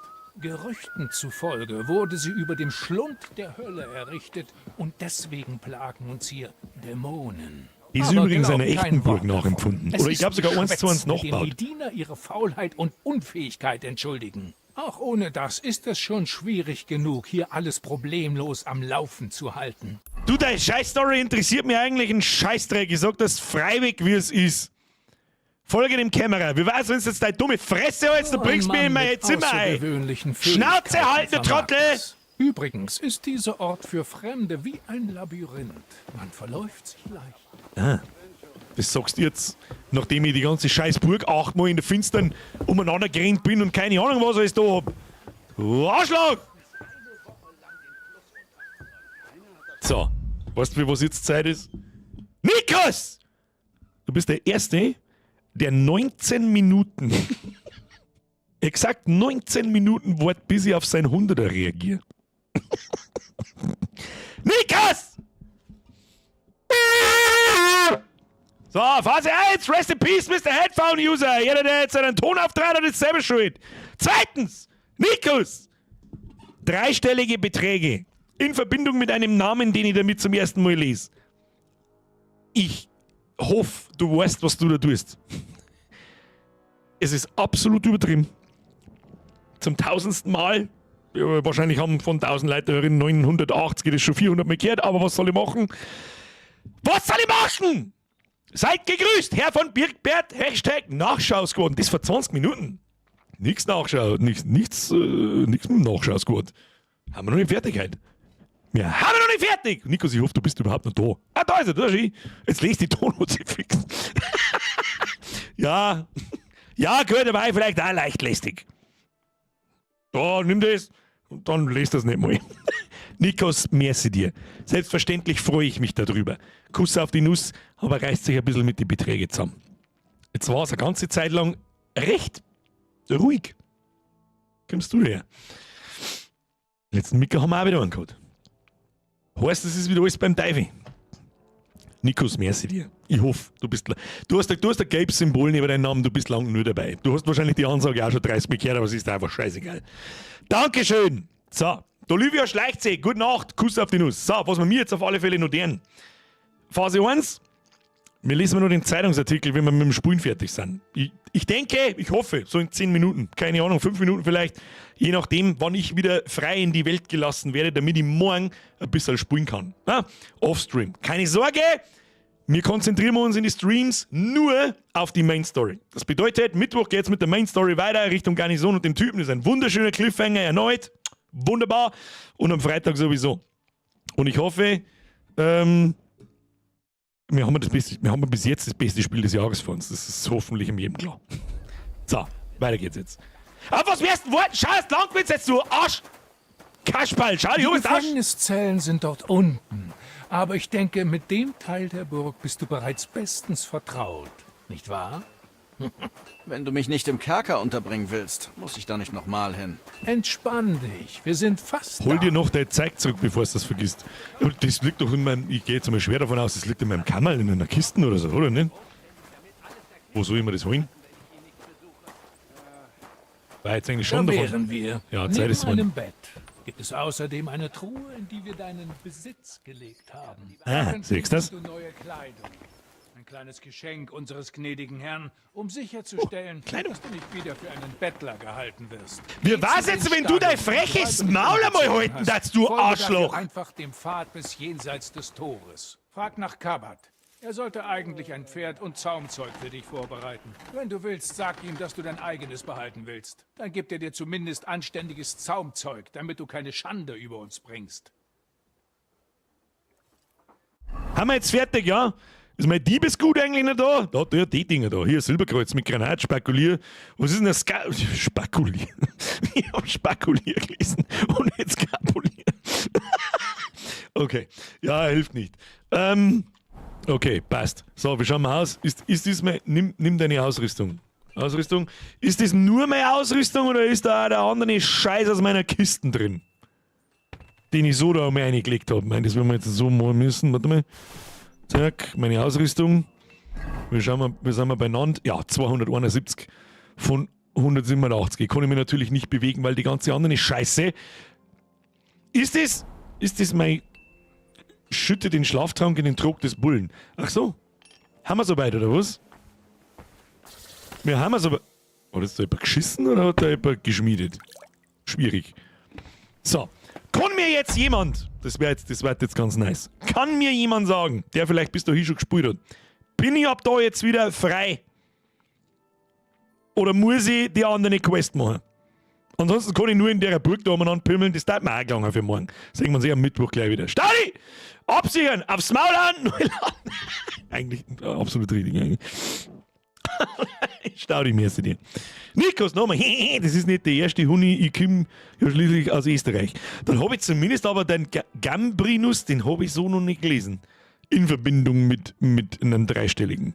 Falls ich es übersehen habe, dann tut es mir natürlich leid. Dann sage ich aber halt auch nichts. Dann gehe ich davon aus, du wirst schon wissen, was du hast. Merci dir. Jetzt frei. Wenn ich mich richtig erinnere, muss man weiterspielen. Zeig nimmer und frei rumspielen. Mehr Likes, mehr gut, das was der Dominik schreibt. Oder jeder, bevor er sich schon wieder schleicht, den Like-Button gesmasht. Jein ist zeitgebunden ab jetzt. Das verstehe ich nicht. Aber ich kann doch jetzt halt einfach... Ich frage deswegen. Der Hans hat vorher gesagt, wir treffen uns auf dem Pferd vorne am Eingang. Geht's dann zwangsweise mit der Quest weiter oder kann ich einfach... Weiß ich nicht. Wir haben ja zum Beispiel ja noch... Was haben wir da? Tachau, was heißt so? Hinweisgeber Quest. Ich kann zum Beispiel... Was habe ich noch für Quests? Mäuse. Ich weiß jetzt gerade nicht mehr, was das war. Ich muss dem Bullen etwas zu berühren. Ja, genau, den Bullen weiß anmalen, zum Beispiel. Da, wo ist die Quest? Die ist da. Und da haben wir noch eine ganz neue Quest. Kann ich da einfach herreiten und die Nebenquests ein bisschen zumindest mal ein schaffe ich eh nicht morgen.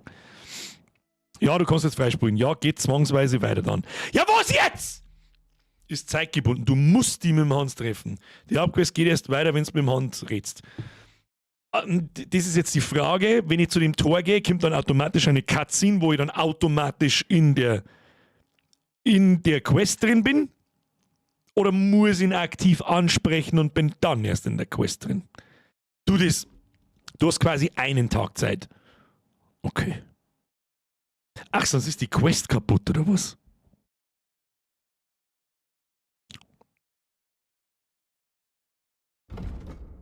Und wenn ich einfach nicht mit dem Stallburschen schmerz und überall einfach zu Fuß umeinander renne, dann geht ja die Hauptquest eigentlich nicht mehr in den Schritt überreden mit dem Hans Capon. Dann bin ich jetzt so frei, wie ich sein muss, dass es gelangt. Und was ich morgen wahrscheinlich hauptsächlich tue, anstatt richtig zum Spulen, ich gehe in diesen Kodex rein und lese mir diese Sachen durch. Das ist der Hanusch. Das ist unser Herr. Das ist der Hans Capon. Dann haben wir einen Marktwart von Aulitz an denen. Das ist der Bese aus dem ersten Teil, oder? Das ist der in der schwarzen Rüstung, auf den wir ein bisschen pisst sind. Dann haben wir da einen Otto von Berghoff. Das ist der, den wir gerade erwischt haben, der Samuel Jackson. Das ist der dritte und das ist der vierte von Berghoff. Und das gehört halt einfach einmal gelesen. Das gehört einfach einmal, wie viel Kontext und wie viel Lore da drin zum da Lesen ist. Utopisch. Schau dir das so. Entführung von Wenzel, die Krise des Spätmittelalters, die Brandschatzung von Skalitz, das sind jetzt Ereignisse, glaube ich, vom ersten. Dann gibt es überall ein bisschen einen Text zur Burg Troski, zu den Dörfern und wahrscheinlich... Ich bin traurig, dass ich schon durch bin. Müsst ihr, ja, das kann ich verstehen. Ich werde mir sehr viel Zeit lassen, sag ich dir, was es ist. Wo Begleitbuch? Das hätte ich gerne in echt so. So wie früher, Special Edition reingeschissen. So, was machen wir jetzt denn? Machen wir mal Folgendes. Meine sehr verehrten Damen und Herren, ich hoffe, Sie hatten Spaß. Wir schlafen jetzt einmal eine Stunde. Da ist nämlich gespeichert. Der Köter ist auch da! Was tut er schon wieder? Eine Krumm. Eine Krumm, nur eine ins Vier. Oh Gott, ich muss mein Inventar auseinanderpfriemeln. Das kann ich auch noch in Ruhe machen. Mach ich auch in Ruhe. Meine Damen und Herren, es war mir ein Fest, bevor sich der Rest nach dem Gameplay wieder schleicht. Like-Button smashen, Kuss auf die Nuss, Abo da lassen. Und wer schon abonniert hat, der haut einmal prüft mal die Glocke. So schaut's aus. Wer hat jetzt noch Interesse daran, dass wir den Zeitungsartikel schnell lesen? Es ist nicht so was Besonderes. Ich habe bloß den einen Ausschnitt, habe ich lustig gefunden, den da und da ausgezogen. Best Game of the Year bis jetzt. Muss man natürlich mengen, es ist schon relativ speziell, man muss Zeit haben, man muss sich drauf einlassen. Alle anderen, die sonst irgendwelche Arsch-Assassins oder Far Crys oder sonst was gewohnt sind und der ganze Monitor voll blinkt mit du musst da, du musst das und für das ist natürlich nichts. Es ist nicht für jedermann. So, und jetzt lesen wir den Zeitungsartikel. So sieht das aus. So, wo haben wir da? Hier.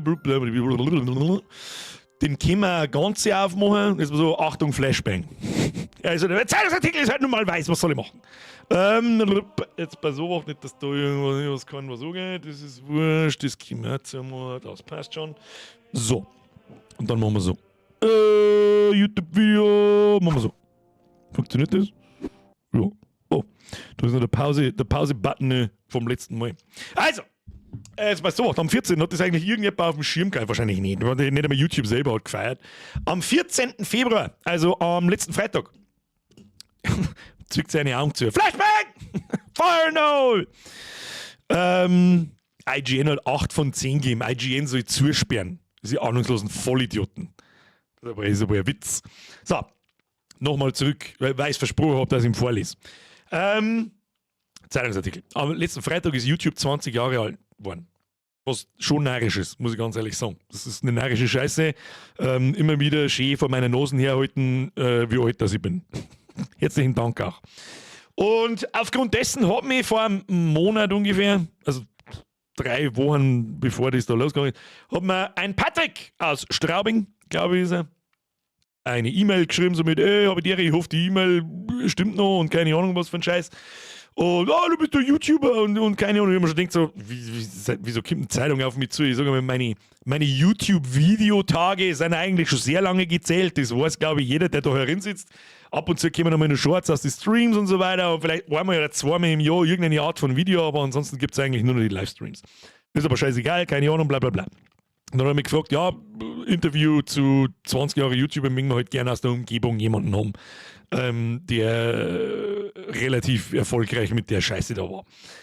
Und ich gesagt, freilich, hau her! Und dann haben die eigentlich dieselben Fragen gekommen wie immer, bis auf ein paar Sachen, die dann außer zitiert worden sind, wie das, was ich vorher schon mal hergezeigt habe, lese mir vor. Ich darf jetzt einfach sagen, ich lese jetzt einfach einmal durch und kommentiere das gar nicht viel. Es geht auch viel um einen anderen YouTuber aus Bayern, der ist zwar so bohrisch wie, weiß ich nicht, Mayonnaise auf dem Schweinersum, aber er ist halt nun mal aus Bayern und ist sehr erfolgreich. Ich glaube, der hat 1,5 Millionen Abonnenten oder so. Final, ich habe ihn nicht kennt, ist scheißegal. Aber das erste Lustige, ich habe ihm dann so gesagt, habt ihr das Foto von mir noch von vorher, keine Ahnung wann. Meine Community kennt das als Hide the Pain Burger. Und dann hat er gesagt, ich glaube schon, da müssen die aber umeinander kruschen und so weiter, weil ich schicke dabei. Ich habe ihm dann einfach, keine Ahnung, 10, 15 Bettel von mir irgendwo geschickt und nimm irgendwann, habe ich gesagt, was er so genommen hat.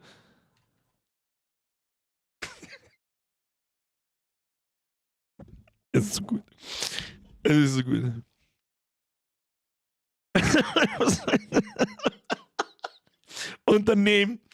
Und daneben steht einfach der gefühlt 16-jährige kleine Schulbub mit seiner Brokkolifriese. Es ist so geil einfach schon wieder. Und ja, ich bin mir nicht so 100% sicher, vielleicht lesen wir ein bisschen was aus, wo der andere daher ist. Aber gut, fangen wir mal zum Lesen, damit das nicht ewig dauert. Niederbayern, Liebe auf den ersten Klick. Die größte Videoplattform der Welt feiert heute ihren 20. Geburtstag. 2 erfolgreiche YouTuber. Ich finde das so, was ich so dermaßen lustig finde, ist einfach, da steht dieser Typ, irgendein junger Kerl, meine ich wegen negativ nur irgendwas, bin ich vollkommen neutral gegenüber, aber ich halt ich sag's jetzt einfach mal, als erwachsener Mo, ja, ich sag das, denke mir so, erstens, komm, hör mir auf, zweitens, Bruder, der hat 1,6 Millionen Abonnenten und ich hab pimmelt irgendwo bei 100.000 rum. Was mach ich in dem Zeitungsartikel? Sag's ihm, gibt's bloß einen in ganz Bayern, der mehr wie 100... Das glaube ich nicht. So. 2 erfolgreiche YouTuber aus der Region erzählen von ersten Schritten viralen Videos und wie es ist, überall erkannt zu werden. Das finde ich halt lustig. Ich mag gar nicht wissen, auf welchem Level der Typ erkannt wird. Ha? Der hat halt einfach, ja gut, das muss man vielleicht im anderen Verhältnis sehen. Wie viel Einwohner hat Bayern? 10 Millionen? Der CEO, ja, der CEO ist auch kein... Der Findel, der redet ja auch nicht bayerisch. Ich weiß nicht, keine Ahnung. Kein Dunst, wer das heißt. Da haben wir wahrscheinlich alle zu alt. So oder freiwillig, wie es ist. 13 Millionen hat Bayern. Okay. Das muss, wenn man das ein bisschen im Verhältnis sieht. Ja? Ich meine, der Typ agiert deutschlandweit, der macht hochdeutschen Content. Ich habe, glaube ich, in meiner ganzen YouTube-Karriere habe ich genau 5 Minuten Sprechzeit in Hochdeutsch. Und wenn man 90 Millionen nimmt, und davon hat er 1,6 Millionen Follower. Verzeihung, wie viel Prozent sind das? 2? 2% Deutschlands haben eine 13,7. Haben ihn abonniert. Wie viel sind denn 116.000 von 13 Millionen? Kratzt sie da prozentual wenigstens irgendwie in die Richtung ohne? Weiß ich nicht. Ich glaube nicht. Ist mir auch vollkommen wurscht. Sie wollten mich haben, ich gesagt, freilich auch eine. Von Patrick Beckerle. Schöne Grüße gingen an den Patrick hinaus. Es war mir ein Fest. Es sind genau 19 Sekunden. Ein junger Mann steht im Zoo vor der Elefanten.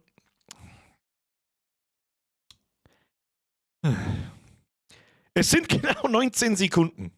Ein junger Mann steht im Zoo vor dem Elefantengehege. Also, wir sind hier vor dem Elefanten, sagt er auf Englisch in die Kamera. Die Bildqualität ist bescheiden. Im Hintergrund sind Rauschen und dringelnde Kinder zu hören. Das Coole an Elefanten ist, dass sie sehr, sehr, sehr lange Rüssel haben.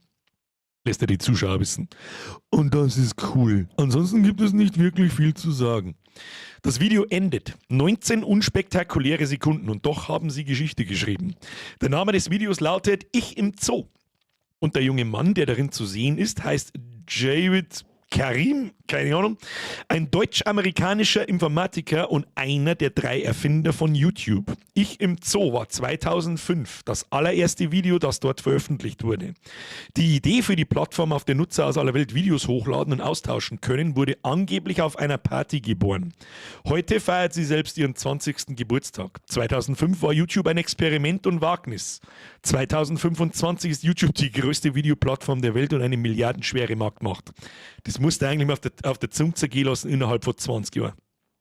So unfassbar eigentlich. Es ist unfassbar, was da Anfang, Mitte der 2000er, was da für Möglichkeiten im Internet gelegen sind und mich stinkt dermaßen, dass ich nicht 10 Jahre älter war.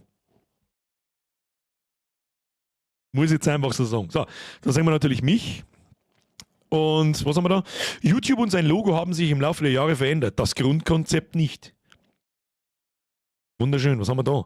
Birgerlex, links, tobt sich auf YouTube gerne kreativ aus. Zum Beispiel als Prinzessin Leia aus Star Wars. Finn Lorenzen ist als Finnel dank der Plattform zu einem bekannten Influencer geworden. Gott, das habe ich ihm gesagt. Ich hasse das Wort Influencer, nenn mich auch nicht Influencer. Ich hau da knockert Nosch. So.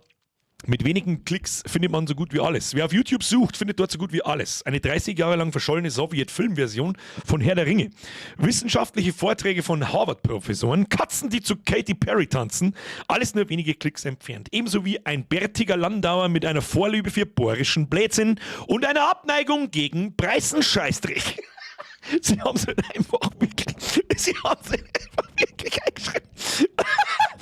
Landauer mit einer Vorliebe für bohrischen Blödsinn und einer Abneigung gegen Preisenscheißdreck. Die Rede ist von Birger. Birgerlex, so sein Bürger. Da habe ich ihm nur eine E-Mail zurückgeschrieben, wie ich die erste Version gesehen habe. Schreib bitte in Klammer so sein bürgerlicher Name.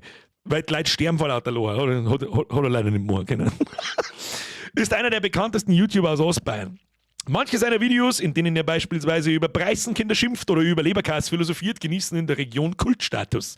Das ist schon narrisch eigentlich, dass das wirklich 8 Jahre später oder 7 Jahre später immer noch geschrieben wird. Das ist absolut utopisch eigentlich. Das kannst du eigentlich kaum erzählen. Dazwischen rappt er auch mal auf Bayerisch oder lässt seine Fans live zuschauen, wenn er Videospiele spielt. 116.000 Menschen, das wären bald wieder 115.000, weil wir jeden Tag 3 verlieren, seit wir streamen, aber das geht jetzt schon seit 1,5 Jahren so, scheißegal. 8-mal mehr als seine Heimatstadt Landau Einwohner hat. Aufrufe und Abonnenten sind die Größen, in denen YouTube Erfolg gerne bemisst. Birger hat es dagegen nicht so mit Zahlen. Das geht schon bei seinem Alter los. Wenn mich die Leute fragen, sage ich einfach irgendwas zwischen 6 und 46. Erzählt er und lacht. Tatsächlich ist er 38. Die habe ich gesagt, das sollst nicht reinschreiben, aber ist mir auch irgendwo scheißegal mittlerweile. Oder behauptet es zumindest. Das stimmt sowieso nicht. Seinen YouTube-Account hat er vor 19 Jahren angelegt. Das ist auch utopisch, ich glaube im August 2005. Ich glaube im August 2005 oder 2006, bin mir nicht ganz sicher. Das ist 19 Jahre her. Oder? Haben Leiderinnen, die jünger sind wie 19? Haben wir Leiderinnen, die 18 und jünger sind? Der KMDF schreibt, und nicht nur in der Region. Es gibt natürlich ein paar außerhalb von Bayern, die mich abonniert haben natürlich. Was heißt so, natürlich ist es nicht, weil normalerweise versteht kein Mensch irgendwas. Da liegt noch Zeug auf der Kiste. Mr. JS, ich glaube, du sollst den Streamer mal aktualisieren. Alter. Ich habe kurz überlegt. Ja, da, ich bin 17. Alter, Heavy Flow Metal, du bist 17. Das ist so krass. Ich bin 13 und hab 2 Kinder. Ja, logisch, ich bin 31. 21 ist auch krass. Das, wenn du da mal so drüber überlegst, da warst du 2 Jahre alt, da habe ich meinen YouTube-Account gemacht. Oder wenn bei 24, da warst du 5. Der Lipp war noch nicht einmal geboren, der Geschwindner war noch nicht geboren. Das ist halt schon narrisch. Irgendwie. Wie viel Zeit das da vergangen ist seitdem. Utopisch. Wo haben wir? Ja, zu einer Zeit, als die Wörter viral. Gehen wir da oben. Jetzt, warte, ich lasse euch diese mal. Ja, das kann man wieder nicht. Kruzifix, Scheißklump. Zu einer Zeit, als die Wörter viral und Influencer noch weit weg waren und man die kommerziellen Möglichkeiten von YouTube vielleicht erahnen, aber noch nicht ausschöpfen konnte. Da habe ich am extra auch zurückgeschrieben, das soll er eigentlich umdrehen, weil die kommerziellen Möglichkeiten, finde ich, man hätte sie ausschöpfen können damals. Man hätte damals mit sehr viel Videoaufrufen als Werbung machen können, aber es hat einfach niemand erahnt, was sie damit machen halt lassen. Zu dem Zeitpunkt. Das war vor 20 Jahren. Da hat 3/4 nicht einmal gewusst, was ist ein DSL, Alter. Naja. Ein eigener Mikrokosmos war die Plattform jedoch damals schon. Ich war sehr früh, sehr internetaffin, erzählt Birger. Da habe ich das natürlich mitbekommen, dass es plötzlich eine Plattform gab, wo jeder Volldepp irgendwelche Videos hochladen konnte und jeder andere Volldepp konnte sich das dann anschauen. Da habe ich mir gedacht, wie geil ist das denn? Ich finde es so gut, dass es einfach so gnadenlos eine schreibt, ich liebe es. Also macht er mit. Einfach aus Spaß an der Freude. Sein erstes Video zeigte ihn beim Versuch, einen Nirvana-Song zu covern. Ich habe nicht damit gerechnet, dass sich das irgendwer anschaut. Aber ich fand es halt witzig, sagt er. Es ging mehr darum, überhaupt dabei zu sein. Wie viele Aufrufe ein Clip hat, war in der Anfangszeit völlig egal. Und war es halt auch wirklich. Also es hat damals einfach keinen Schwanz interessiert. Es hat die natürlich, die begeistert, das Video haben 100 Leute geschaut, wo kommen denn die alle her? Keine Ahnung. Oder stell dir mal vor, wie viele Leute das 100 Leute sind. Bist du wahnsinnig? Bist du behindert? So selbstverständlich das YouTube-Prinzip heute klingt. Damals war es in dieser Form revolutionär. Das ist absolut richtig. Da hat es ja noch keine Smartphones gegeben. Ja, da hat auch nicht jeder eine Kamera daheim gehabt. Du bist nicht einfach hergegangen, zack, jetzt machst du ein Video in einer Sekunde. Das kennen sie Leute, die wahrscheinlich 18 Jahre sind oder noch überhaupt nicht vorstellen. Du hast eine Kamera braucht. In welcher Form auch immer. Ich habe damals eine geschissene Webcam gehabt, irgendeine so eine Logitech-Kugel, die hat eine Auflösung von 4x4 gehabt und das erste Video schaut aus, als hätte ich mit dem Toaster aufgenommen. Und ja, aber durch meine Mediengestalter-Geschichte, die ich damals schon gearbeitet habe, habe ich mich natürlich dafür interessiert. Natürlich war ich im Internet unterwegs und habe geschaut, was da so abgeht. Natürlich habe ich mitgekriegt, was ist Google, das habe ich 2001 schon gewusst. Und was ist YouTube, was ist das und so weiter. Damals war es in dieser Form revolutionär. Jeder, der wollte, konnte dort eigene Videos hochladen und bekam unmittelbar Feedback von anderen Nutzern. Eine reizvolle Kombination, sagt Birger. Oh, das habe ich, glaube ich, so nicht gesagt, aber es ist richtig. Für ihn blieb YouTube lange ein bloßes Hobby. Ist er immer noch. Bis er an einem Abend im Mai 2017 zum ersten Mal erlebt, wie es ist, wenn ein Video viral geht. Stimmt auch nicht ganz. Ich habe das erste Mal erlebt, wie ein Video viral geht bei Bavarian 300. Dann habe ich es nochmal, das habe ich einmal so erzählt, aber das werde ich heute in dieser Ausführlichkeit nicht hinschreiben können. Das war 2011. Dann Bavarian Sepp ist für die Zeit definitiv und für das, was ist, viral gegangen. Und eigentlich Bavarian Reservoir Dogs 2009 auch. Aber richtig eskaliert ist erst im Mai 2017, das ist schon richtig.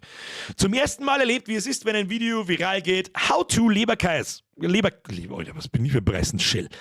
How to Leberkäse heißt das Werk. Eine 3,5 Minuten lange ironische, was ironisch? Dein Mann ist ironisch! Eine 3 Minuten lange Anleitung, worauf man beim Verzehr einer Leberkassemmel achten sollte. Birgers Handy vibriert in dieser Nacht ununterbrochen, werde ich nie vergessen. Durch dieses eine Video gewinnt er an einem Tag mehr Fans dazu als zuvor in einem Jahr oder davor über ein Jahrzehnt lang. Danach ist sein Ehrgeiz geweckt. Fortan versucht er jede Woche ein neues Video hochzuladen. Das war am Anfang tatsächlich so, eher 1,5 Videos, es war ein wenig ein seltsamer Rhythmus, aber war so. Die Formate wechseln, doch seine Markenzeichen, der bayerische Grand und Humor bleiben erhalten. Ich hoffe, das ist übrigens bis heute so. Birger wird langsam zu einer eigenen Marke. Ich finde nicht, dass ich eine eigene Marke bin, aber ich finde, dass man nach all den Jahren da dazu langsam sagen kann, das ist wirklich eine Marke da. Finde ich zumindest. Ich weiß nicht, wie es euch so geht, aber ich bei 2. Ich für meinen Teil. Keine Ahnung. Ich bei 2.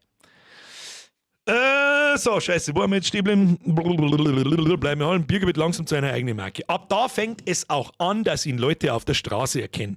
Ganz so schnell ist es nicht gegangen, das hat schon nochmal bis 2018, 2019 gedauert. Also von dem Tag an, wie es viral gegangen ist, habe ich schon 1-2 Jahre reinhasseln müssen, bis das so groß geworden ist, wie es dann war.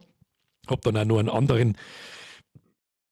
den einen oder anderen Durchbruch gehabt mit anderen Videoformaten, nicht bloß mit dem How-To, das ist richtig gut gelaufen, aber dann ist das Kruzifix gekommen, dann ist es erst richtig eskaliert, dann ist die Musik ein Jahr später gekommen, die ist auch für meine Welt zumindest völlig eskaliert. Und so ab 2019, 2020, seitdem bis heute, egal wo ich hingehe, mindestens eine Person kennt mich. Egal wo ich hingehe, meine ich wirklich ernst, weil selbst in Kreta auf der Straße schmerzen sie mich an. In Ägypten am Flughafen schmerzen sie mich an. In Minga am Flughafen schmerzen sie mich an. Beim Gurken, das kennt wahrscheinlich keiner. Da stehst du dann im Supermarkt, das habe ich natürlich so nie gesagt, Supermarkt, das Wort gibt es bei uns nicht. Willst nur eine Gurke kaufen und auf einmal schreit jemand deinen Namen. Ja, erst letzten Samstag ist das vorgekommen. Und zwar 3 oder 4 Mal hintereinander an einem Tag. Da habe ich mir auch gedacht, was ist denn heute wieder? Erzählt er, heute hat er sich daran gewöhnt. Nein, stimmt nicht. Befremdlich findet er es aber trotzdem. Ja gut, dann stimmt's schon. Einer, der dieses Gefühl ebenfalls gut kennt, und da können wir jetzt ein bisschen weiter ausholen, weil ich kenne den Typen nicht. Wer es nicht mehr hören will, dann müsst ihr es mal sagen. Einer, der dieses Gefühl ebenfalls gut kennt, ist Finn Lorenzen aus Volkmannsdorf, weiß ich nicht, Kreis Freising. Kenne ich mich nicht aus. Der 20-Jährige ist besser bekannt unter seinem Künstlernamen Finnel. Finnel gehört zu der Generation, die ganz selbstverständlich mit YouTube aufgewachsen ist. Schon als Kind war er viel auf der Plattform, das glaube ich schon. Ich bin nicht einfach fast doppelt so alt wie du. Das ist so krass. Ich habe mein erstes Video aufgeladen, da haben sie ihm auf die Wegkeibe, die kriegen einen Vogel. Plattform unterwegs, mit 12 nahm er eigene Videos auf. Damals waren die Comedians Fresh Torge und Waititi, die kenne ich natürlich, seine großen Vorbilder. Mittlerweile hat Finnel auf YouTube selbst 1,6 Millionen Follower. Und da kannst du jetzt sagen, was du magst, egal. Es ist halt 1,6 Millionen Follower, die schüttelst du dir nicht aus dem Handgelenk. Auf TikTok sogar über 4 Millionen. Aus dem Fan ist selbst ein Internetstar geworden, der mit Dorfkinder 2023 sogar ein eigenes Lied in den Charts platzieren konnte. Habe ich mir auch gehört, muss ich ganz ehrlich sagen. 0815 Shit, ganz ehrlich. Oh, so viel Leute schreien es gibt. Ist da nochmal irgendwo wie ich dazwischen auch nochmal erwähnt. Er gibt da ein paar Kommentare ab, die ich durchaus kommentieren kann, glaube ich, auch wenn ich viel kleiner bin wie er, das ist aber auch völlig wurscht. Absehbar war dieser Erfolg nicht. Für seine ersten Gehversuche auf YouTube wurde er in einer Schule teilweise gehänselt, das kann ich mir sehr gut vorstellen. Na, purer Neid. Es gab Tumult darum, ich musste auch zum Direktor. Oh, wow, bei mir ist noch kein YouTube gegeben, ich war jede Woche einmal beim Rektor. Grüße gehen raus an den Herrn Milchmeier und an den, wie hat der andere geheißen? Dämliche Arschloch, das an unsere Deutschhefter gerät hat. Und hat uns noch Verweise gegeben, weil es noch Rauchern. Winkler, dämliches Arschloch, du dämliches. Entmutigen lassen hat er sich davon nicht, auch wenn die Aufrufzahlen seiner Videos zu Beginn eher überschaubar waren. Ja, wie bei alle. Keiner fängt an, du hast 1 Million Abos und Aufrufe. Niemand. Beginn eher überschaubar. Es ist sehr schwer, als neues Gesicht auf YouTube einen Fuß in die Tür zu bekommen, weil es eben schon viele etablierte Unterhalter gibt. Das ist absolut richtig. Sagt Finnel, der Erfolg des sozialen Netzwerks TikTok gab 2020, hat die Karten jedoch neu gemischt. Ja, damit wirklich, und damit man jetzt nicht ehren, damit der letzte Volltrottel nur irgendeine Scheiße im Internet machen kann. Für das war TikTok 2020 da. Mittlerweile lade ich selber meine Shorts auf und schaue dann nicht mehr nach, wie viele Aufrufe das haben. Eine Woche später schaue ich, wie zum Beispiel der letzte Kingdom Come Deliverance Short hat bei TikTok einfach, weiß ich nicht, 60 oder 70.000 Aufrufe. Und ich denke mir so, wo kommen denn eigentlich die 10, 20 Abos innerhalb von einer Stunde? Verstehe ich nicht. Ja, wahrscheinlich da. Ja, müssen wir mir Shorts machen. Da rotzt mir TikTok voll. So, was haben wir da noch? Auf der vor allem bei Jugendlichen beliebten Plattform kamen Finnels Videos, in denen er beispielsweise satirisch ein verzogenes Millionärskind namens Fridolin mimt, extrem gut an. Ich habe bei TikTok an einem Tag mehr Follower gemacht als bei YouTube in 2-3 Jahren. Erzählt er stolz, da wurde ich dann richtig verbissen. Gleichzeitig betont der 20-Jährige, dass Erfolg in sozialen Medien schwer planbar ist. Das ist die Krux am Influencer-Dasein. Du weißt nicht immer, wieso ein Video jetzt besonders gut angekommen ist und anderes überhaupt nicht. Kann ich bestätigen. Wie oft bin ich schon davor gesessen, habe ein Video gemacht, aber irgendwann, das ist eines der lustigsten Sachen, die ich, glaube ich, jemals fabriziert habe. Und es geht komplett unter. Ist oft passiert. Sobald Geld im Spiel ist, wird es kompliziert. Da trifft es mich dann natürlich auch. Das Lied von dem war echt scheiße. Meine Geschmäcker sind verschieden. Ich kann mir schon vorstellen, dass das bei dem jungen Klientel, da bin ich so out of touch und so weit weg davon. Hey, was weiß ich, was sie die für eine verblödete Scheiße hören. Das haben sie die Leute, die damals 40 waren und wie ich 20 war, wahrscheinlich auch gedacht. Das ist einfach ein Generationending, glaube ich. So, wer Erfolg haben will, muss flexibel sein und sich anpassen. Nö, muss ich nicht.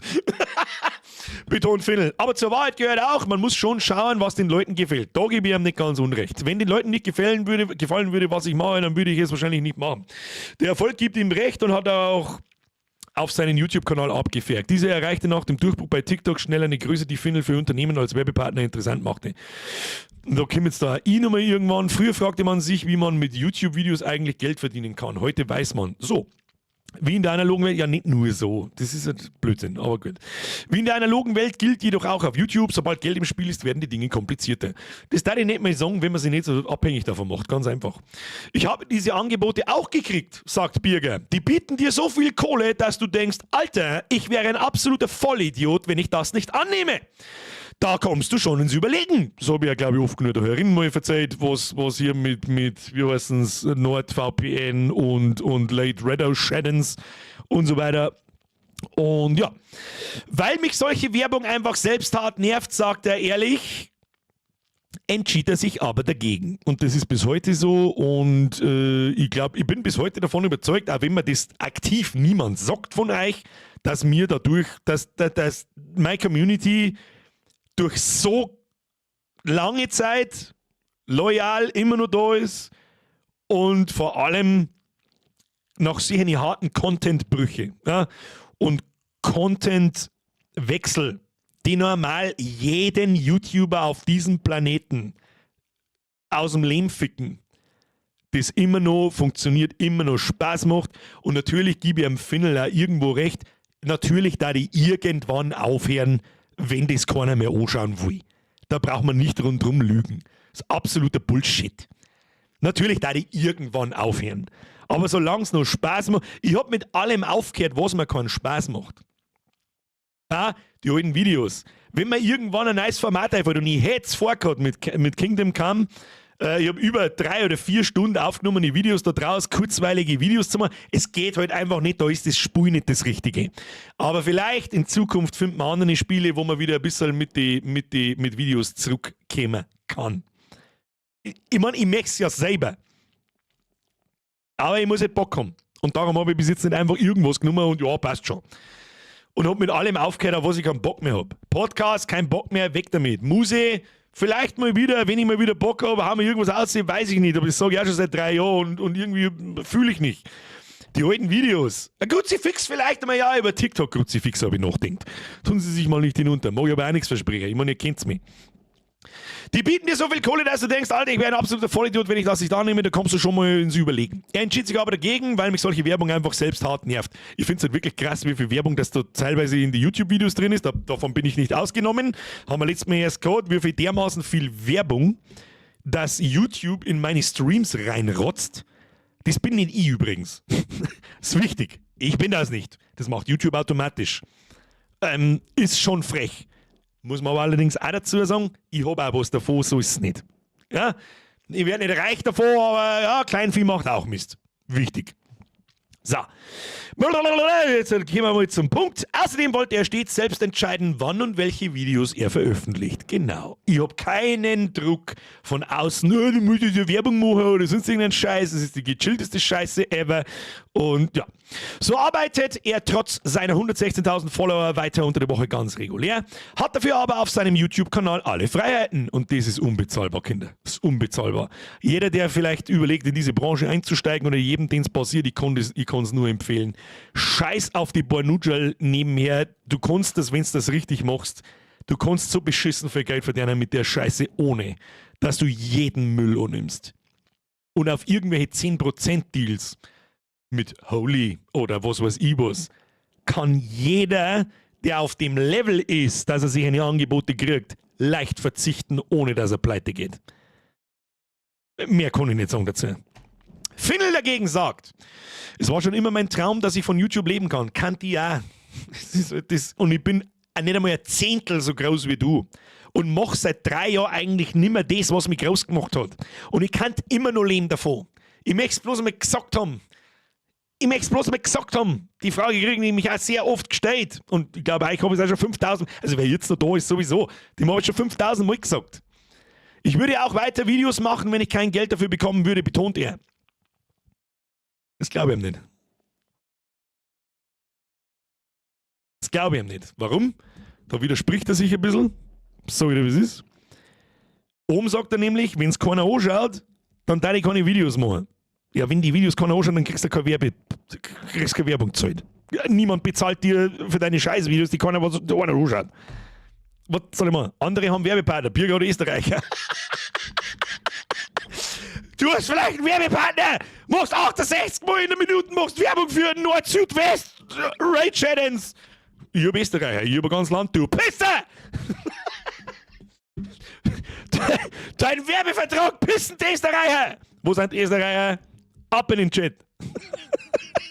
Ihr gottverdammten Irren, Alter. Ihr habt wirklich narrische reden. Keine Ahnung, also bei euch muss das Geld am Baum umwachsen, das geht nicht anders. Besonders nicht erklärbar. Da, der Toni, der Luke, der Bernie ist auch Österreicher, echt? Du bist einer der ganz wenigen, dem man es im Dialekt schreiben nicht außerlässt. Birger ist der inoffizielle Kaiser von Österreich. Irgendwann komme ich zu euch um. Ich sag das, was ist. Irgendwann wandert ich aus. Und wenn ich nicht nach Griechenland oder irgendwann in den Süden mich verpiss, dann komme ich zu euch um. Das ist da schon klar. Irgendwas Bergerlaufe, glaube ich, hier werden. Gibst mir Glasfaserleitung und der Rest ist mir wurscht. Und dann bestelle ich mir Essen bloß bei Amazon. Gibst bloß Nudeln mit Barilla-Pesto. Ja, die Österreicher werden wirklich immer mehr. Ich weiß nicht, was da los ist.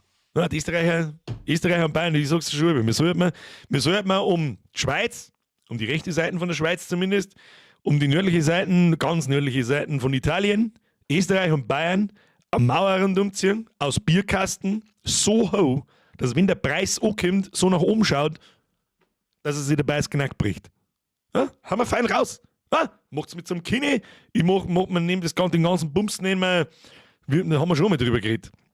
Den nennen wir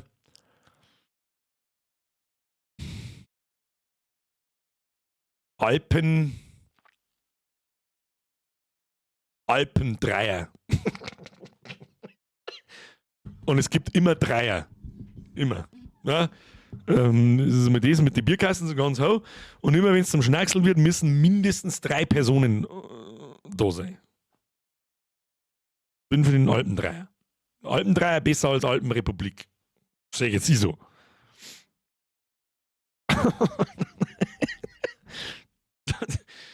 Genau, machen wir's wieder. Make Alpenrepublik great again. Dann bauen wir eine Mauer und preisen lassen wir es zahlen. Machen wir wieder Trump. Sehr gut. So, wenn ich kein Geld dafür bekommen würde, das ist Klungfindeln und das wissen wir beide. Das sage ich einmal ins Gesicht, das sage ich dir, wie es ist.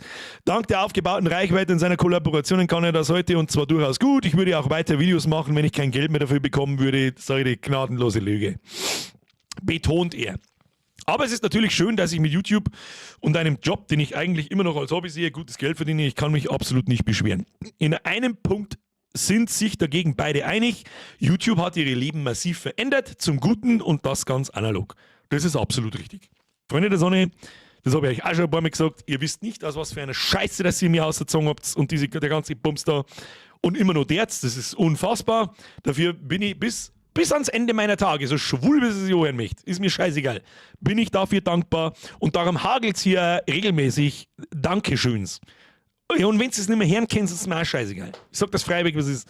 Ist mir scheißegal, Alter, ich werde es nur 1000-mal sagen. So sieht's aus. Dankeschön, Kuss auf die Nuss. Und den Bums da, YouTube, das Archiv des Internets, den will ich jetzt nicht mehr lesen. So. Habt ihr auch lieb, Berli? Da, Christian, da schau her. Oh, der kennt ihr Mr. White noch? 2505, das ist extra in Kammer, ich glaube schon.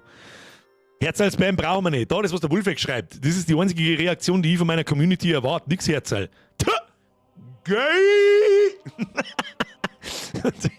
So, Schluss jetzt. Timmy Boy, die habe ich komplett übersehen. Der Gotzinger scheißt auch noch einen rein. Was ist da los? Hatten das Thema schon mit ein paar Steier. Wir nennen es beisteuern. Ja, da kann man was beisteuern. Zu beisteuern. Aber da geht man die Schweiz ein wenig ab. Die Schweizer darf man nicht vernachlässigen, die haben einen Haufen Geld. Die haben einen Haufen Geld. Und haben bewaffnet bis an die 10. Die müssen uns dann verteidigen. Das ist unser NATO-Partner. Ja? Wir dürfen so, als dass wir von unserem Bruttoinlandsprodukt was abgeben. Das versaufen wir mir aber dann und wenn es dann wirklich hart fortkommt, schicken wir die Schweizer für ihre. Beziehungsweise wir gehen dann zu den Schweizer und da bunkern wir uns dann ein. Das darf passen. Da feiert uns nichts. Niemand ist so dumm und greift die Schweiz an. Niemand. Und wer es tut, ist wirklich dumm. Ich glaube, dass sie da sogar der Amerikaner 10 ausbeißen, wenn sie keine Atombomben werfen. Ja, Schwartup.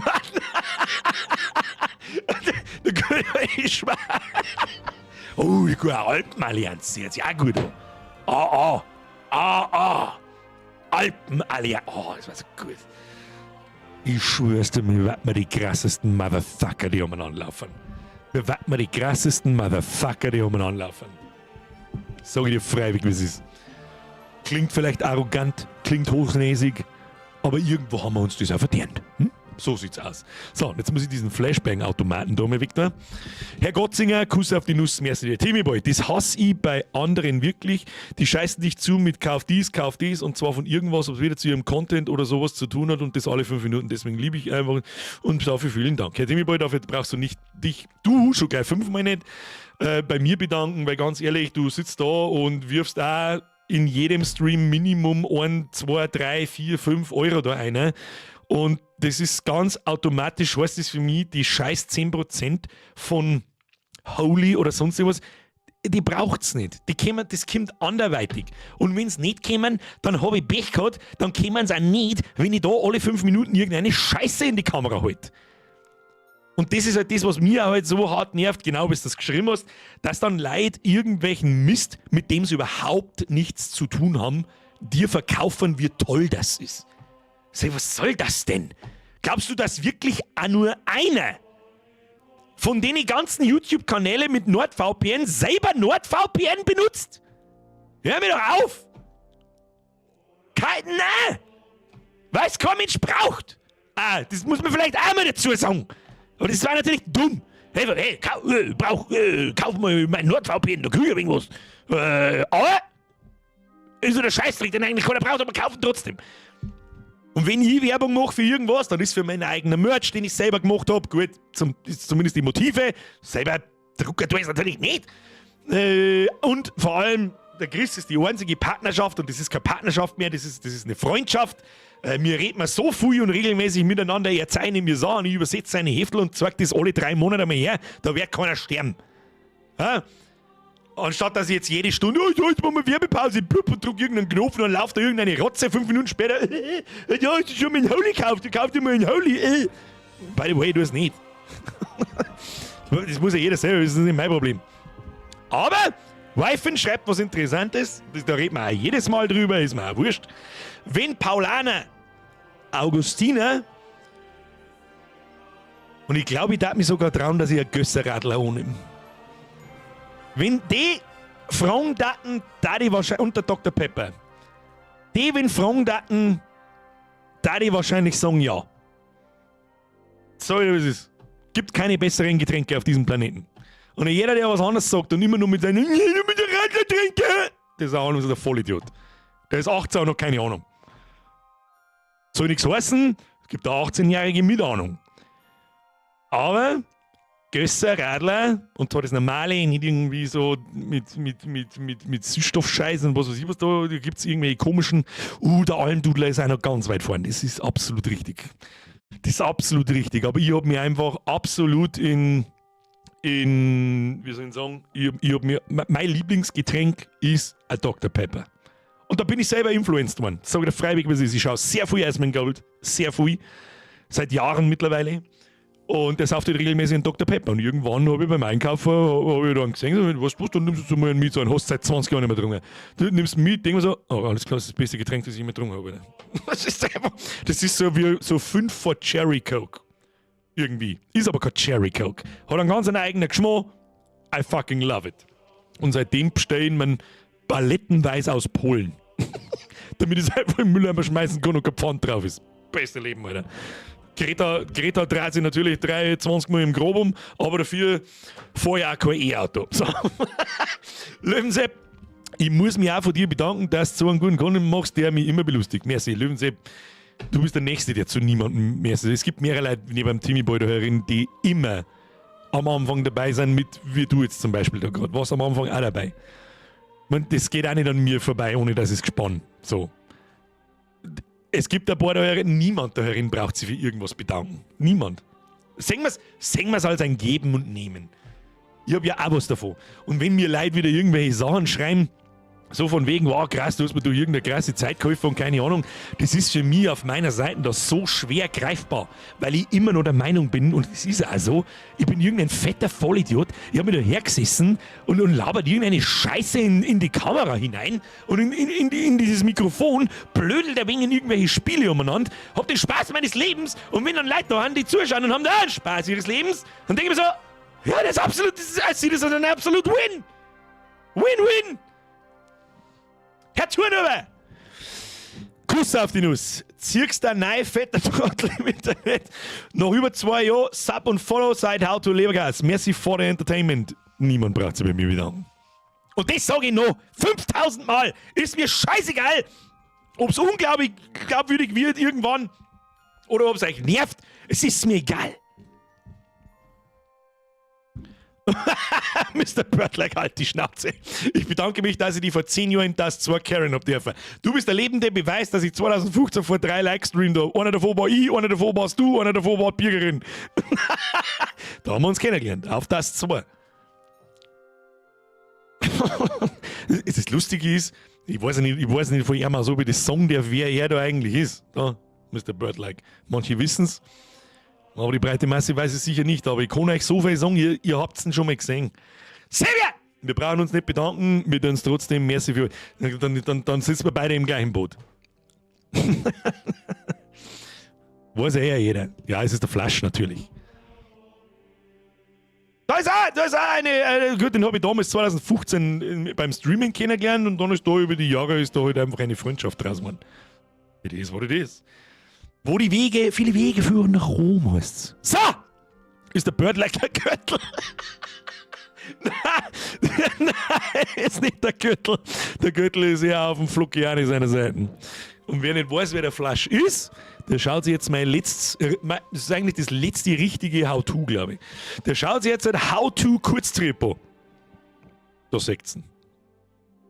Wer ich bin, muss ich hoffentlich nicht sagen in dem Video, aber der andere ist der Birdlike Flash. So, Schluss jetzt, Timmy Boy.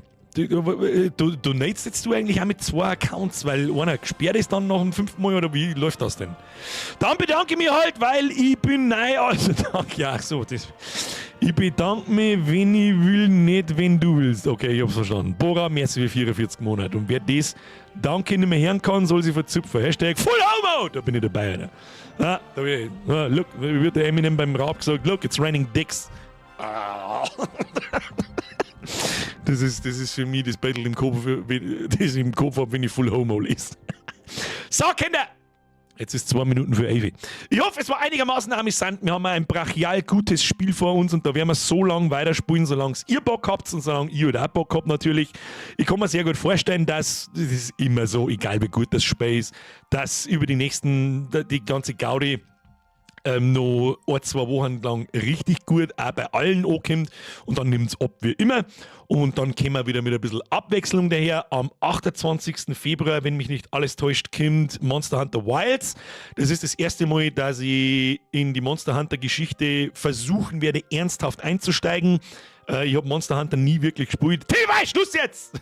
Freunde! Timmy Boy, merci, Schluss aus jetzt. Pui! Und was kommt dann noch so? Habe ich heute erst einmal wieder durchgestöbert. Monster Hunter Wilds wird das nächste große. Ich bin jetzt zwar nicht so 100% sicher, ob das für einen Stream so geil ist, aber das habe ich oft schon gemeint und dann war es besser denn je. Und ein Haufen, wir haben so viel zum Tun, Kinder. Was richtig krass ist, dass schon wieder Mitte Februar ist. Was soll das denn eigentlich, Alter? Es war doch gerade Weihnachten, komm heute dein Maul. Was? Weißt dass ich... Oh, leck! Wo haben die Fanboys? Nicht von mir, sondern wo haben die Fanboys? Wer hat früher Kommandos gespielt? Das ist mir jetzt gerade eingefallen. Lüpfe! Was ist mit die Elden Ring Night? Dass du überhaupt Frauen magst. Sag selber. Aber das kommt ja erst am 30. Mai. Da ist ein bisschen hin. Wo haben Kommandos, Fanboys? Oder ich bin damit aufgewachsen. Das war eines meiner ersten. Nicht mein erstes, aber eines meiner ersten PC-Spiele. Nach Worms 2 und Age of Empires 1. I am this old. Kommandos, I fucking love it. Das habe ich nicht gewusst. Bis heute, am 27. März, kommt anscheinend der Commandos Origins. Aber sowas von werden wir das spielen. Wahrscheinlich nicht im Stream durch, weil das sehr langwierige Spiele sind. Aber wir werden es auf alle Fälle spielen. Auf das freue ich mich wie ein Schnitzel. In der gleichen Woche kommt Killing Floor 3. Kommt auch schon im März. Haben wir auch in einem Monat fast soweit. Das schaut auch picobello aus. Richtig schön brutal. Nice. Selbstverständlich werden wir Assassin's Creed Shadows ausprobieren, wenn es kommt. Wenn es wirklich kommt. Was haben wir noch? Civilization Sim ist wieder so an mir vorbeigegangen. Ich habe einfach nicht die Muse, dass ich mir das... weiß auch nicht, Digi. Was haben wir noch? Elden Ring natürlich. Night Rain kommt aber erst am 30. Mai. Und selbstverständlich Mitte Mai Doom The Dark Ages. Also wir haben ja im Sommer schon was geboten, so ist es nicht. Dann müssen wir da einfach ein bisschen so weitermachen, wie wir es momentan tun. Wir machen nicht jede Woche 2 neue Spiele, weil irgendwann haben die Spiele wirklich einmal aus. Und dann stehen wir da wie ein Vollidioten-Depp. Sondern spielen wir einfach die guten Spiele, wenn es gut sind, einfach wirklich einmal 1, 2, 3 Wochen länger, so wie wir es jetzt mit KCD da machen. Für alle Noobs herin. 5 Noob-Sekunden, KCD, Kingdom Come Deliverance, KCD 2 machen werden. Was ein bisschen schade ist, war das mit Stalker, muss ich ganz ehrlich sagen, das war eigentlich sicher ein geiles Spiel, aber ich keine Zeit mehr gehabt, aber hilft nicht. Du musst in KCD 2 erstmal Meta machen. Ja, da machen wir schon Meta. Wir haben die Woche Meta, wenn es wirklich pressiert. Wenn es wirklich pressiert und ich merke es auch in der Community, und das ist ja vorher in dem Zeitungsartikel gestanden, das meine ich also, natürlich ist irgendwo wichtig, auf was ihr Bock habt. Selbstverständlich merke ich, ob 1200 Leute darin sind oder 600. Natürlich merke ich das. Und wenn das der Fall ist, dann weiß ich, okay, irgendein neues Spiel muss her. Ja? Weil ich es eben nicht nur mache, was mir ihr einbeitet. Irgendwo fühle ich mich auch in einer Bringschuld nach der ganzen Donation-Eskalation zum Beispiel. Denke mir so, ja, irgendwie soll jetzt vielleicht schon was Leute auch Bock haben. Aber ich werde nie irgendwas spielen oder tun, auf was ich gar keinen Bock habe. Na, 80 € im Monat nicht. Ach du Scheiße. Das, ja. Ich sage dir jetzt schon, das kommt auf den Jahresmerch. Das wird ein Meme. Das schirmen wir so weg so. So. Und jetzt schleichen wir uns. Meine Damen und Herren, herzlichen Dank fürs Zuschauen. Kuss auf die Nuss. Vielen Dank für jahrelange Loyalität. Dankeschön für fucking alles. Like nicht vergessen. Abo nicht vergessen. Schöne Grüße an den Nachschau-Squad. Kuss auf die Nuss. Danke für die ganzen Donations. Das ist, glaube ich, wieder ein bisschen aus dem Ruder gelaufen nach langer Zeit einmal wieder. Danke dafür natürlich, aber ich weiß das eben, es ist jetzt uns gerade! So, jetzt sind der Rest wieder wach, jetzt kann man sich auch mal Schwarto-Partner. Ja, wir brauchen auf alle Fälle auf dem Jahresmerch brauchen wir so einen Umkreis von Österreich, von Bayern und Südtirol und der Schweiz und dann so eine Bierkastenmauer rundherum. Kuss auf die Nuss, Dankeschön fürs Zugucken, schöne Grüße, danke für die neuen Mitgliedschaften, danke für die Resubs und für fucking alles. Und jetzt verpisst euch. Press Triple F für die Moderatoren, auch an euch natürlich ein riesengroßes Dankeschön. Die sind auch alle seit dem Anfang an dabei. Wifin, der Mike ist eigentlich auch schon Moderator, wenn du mich fragst, wobei es, aber da steht kein Moderator, ist egal. An den Dampfler, an den Padre, an die Foxens und Wölfchens und an, hoffentlich vergiss ich jetzt keinen, an den Lucky selbstverständlich und an den Wybio selbstverständlich. Jetzt glaube ich, haben wir alle, da habe ich irgendjemanden vergessen. Dann nennen wir sogar noch einen Blackswill. Der ist auch immer noch Mod, glaube ich, obwohl ich weiß nicht, wo der Blackswill hingekommen ist. Hoffentlich gibt es noch. So, jetzt schleicht's euch! Kuss auf die Nuss, wir sehen uns am Mittag. Geht's weiter mit KCD 2. Hauen Sie sich hinein. Ha! B! So. Ich verstecke mich da, damit der Sprenger ist eh nicht da, dann kann ich ganz normal schauen. Dann kann ich einfach auf Stopp drücken, ist eh wurscht. So, pfiat euch!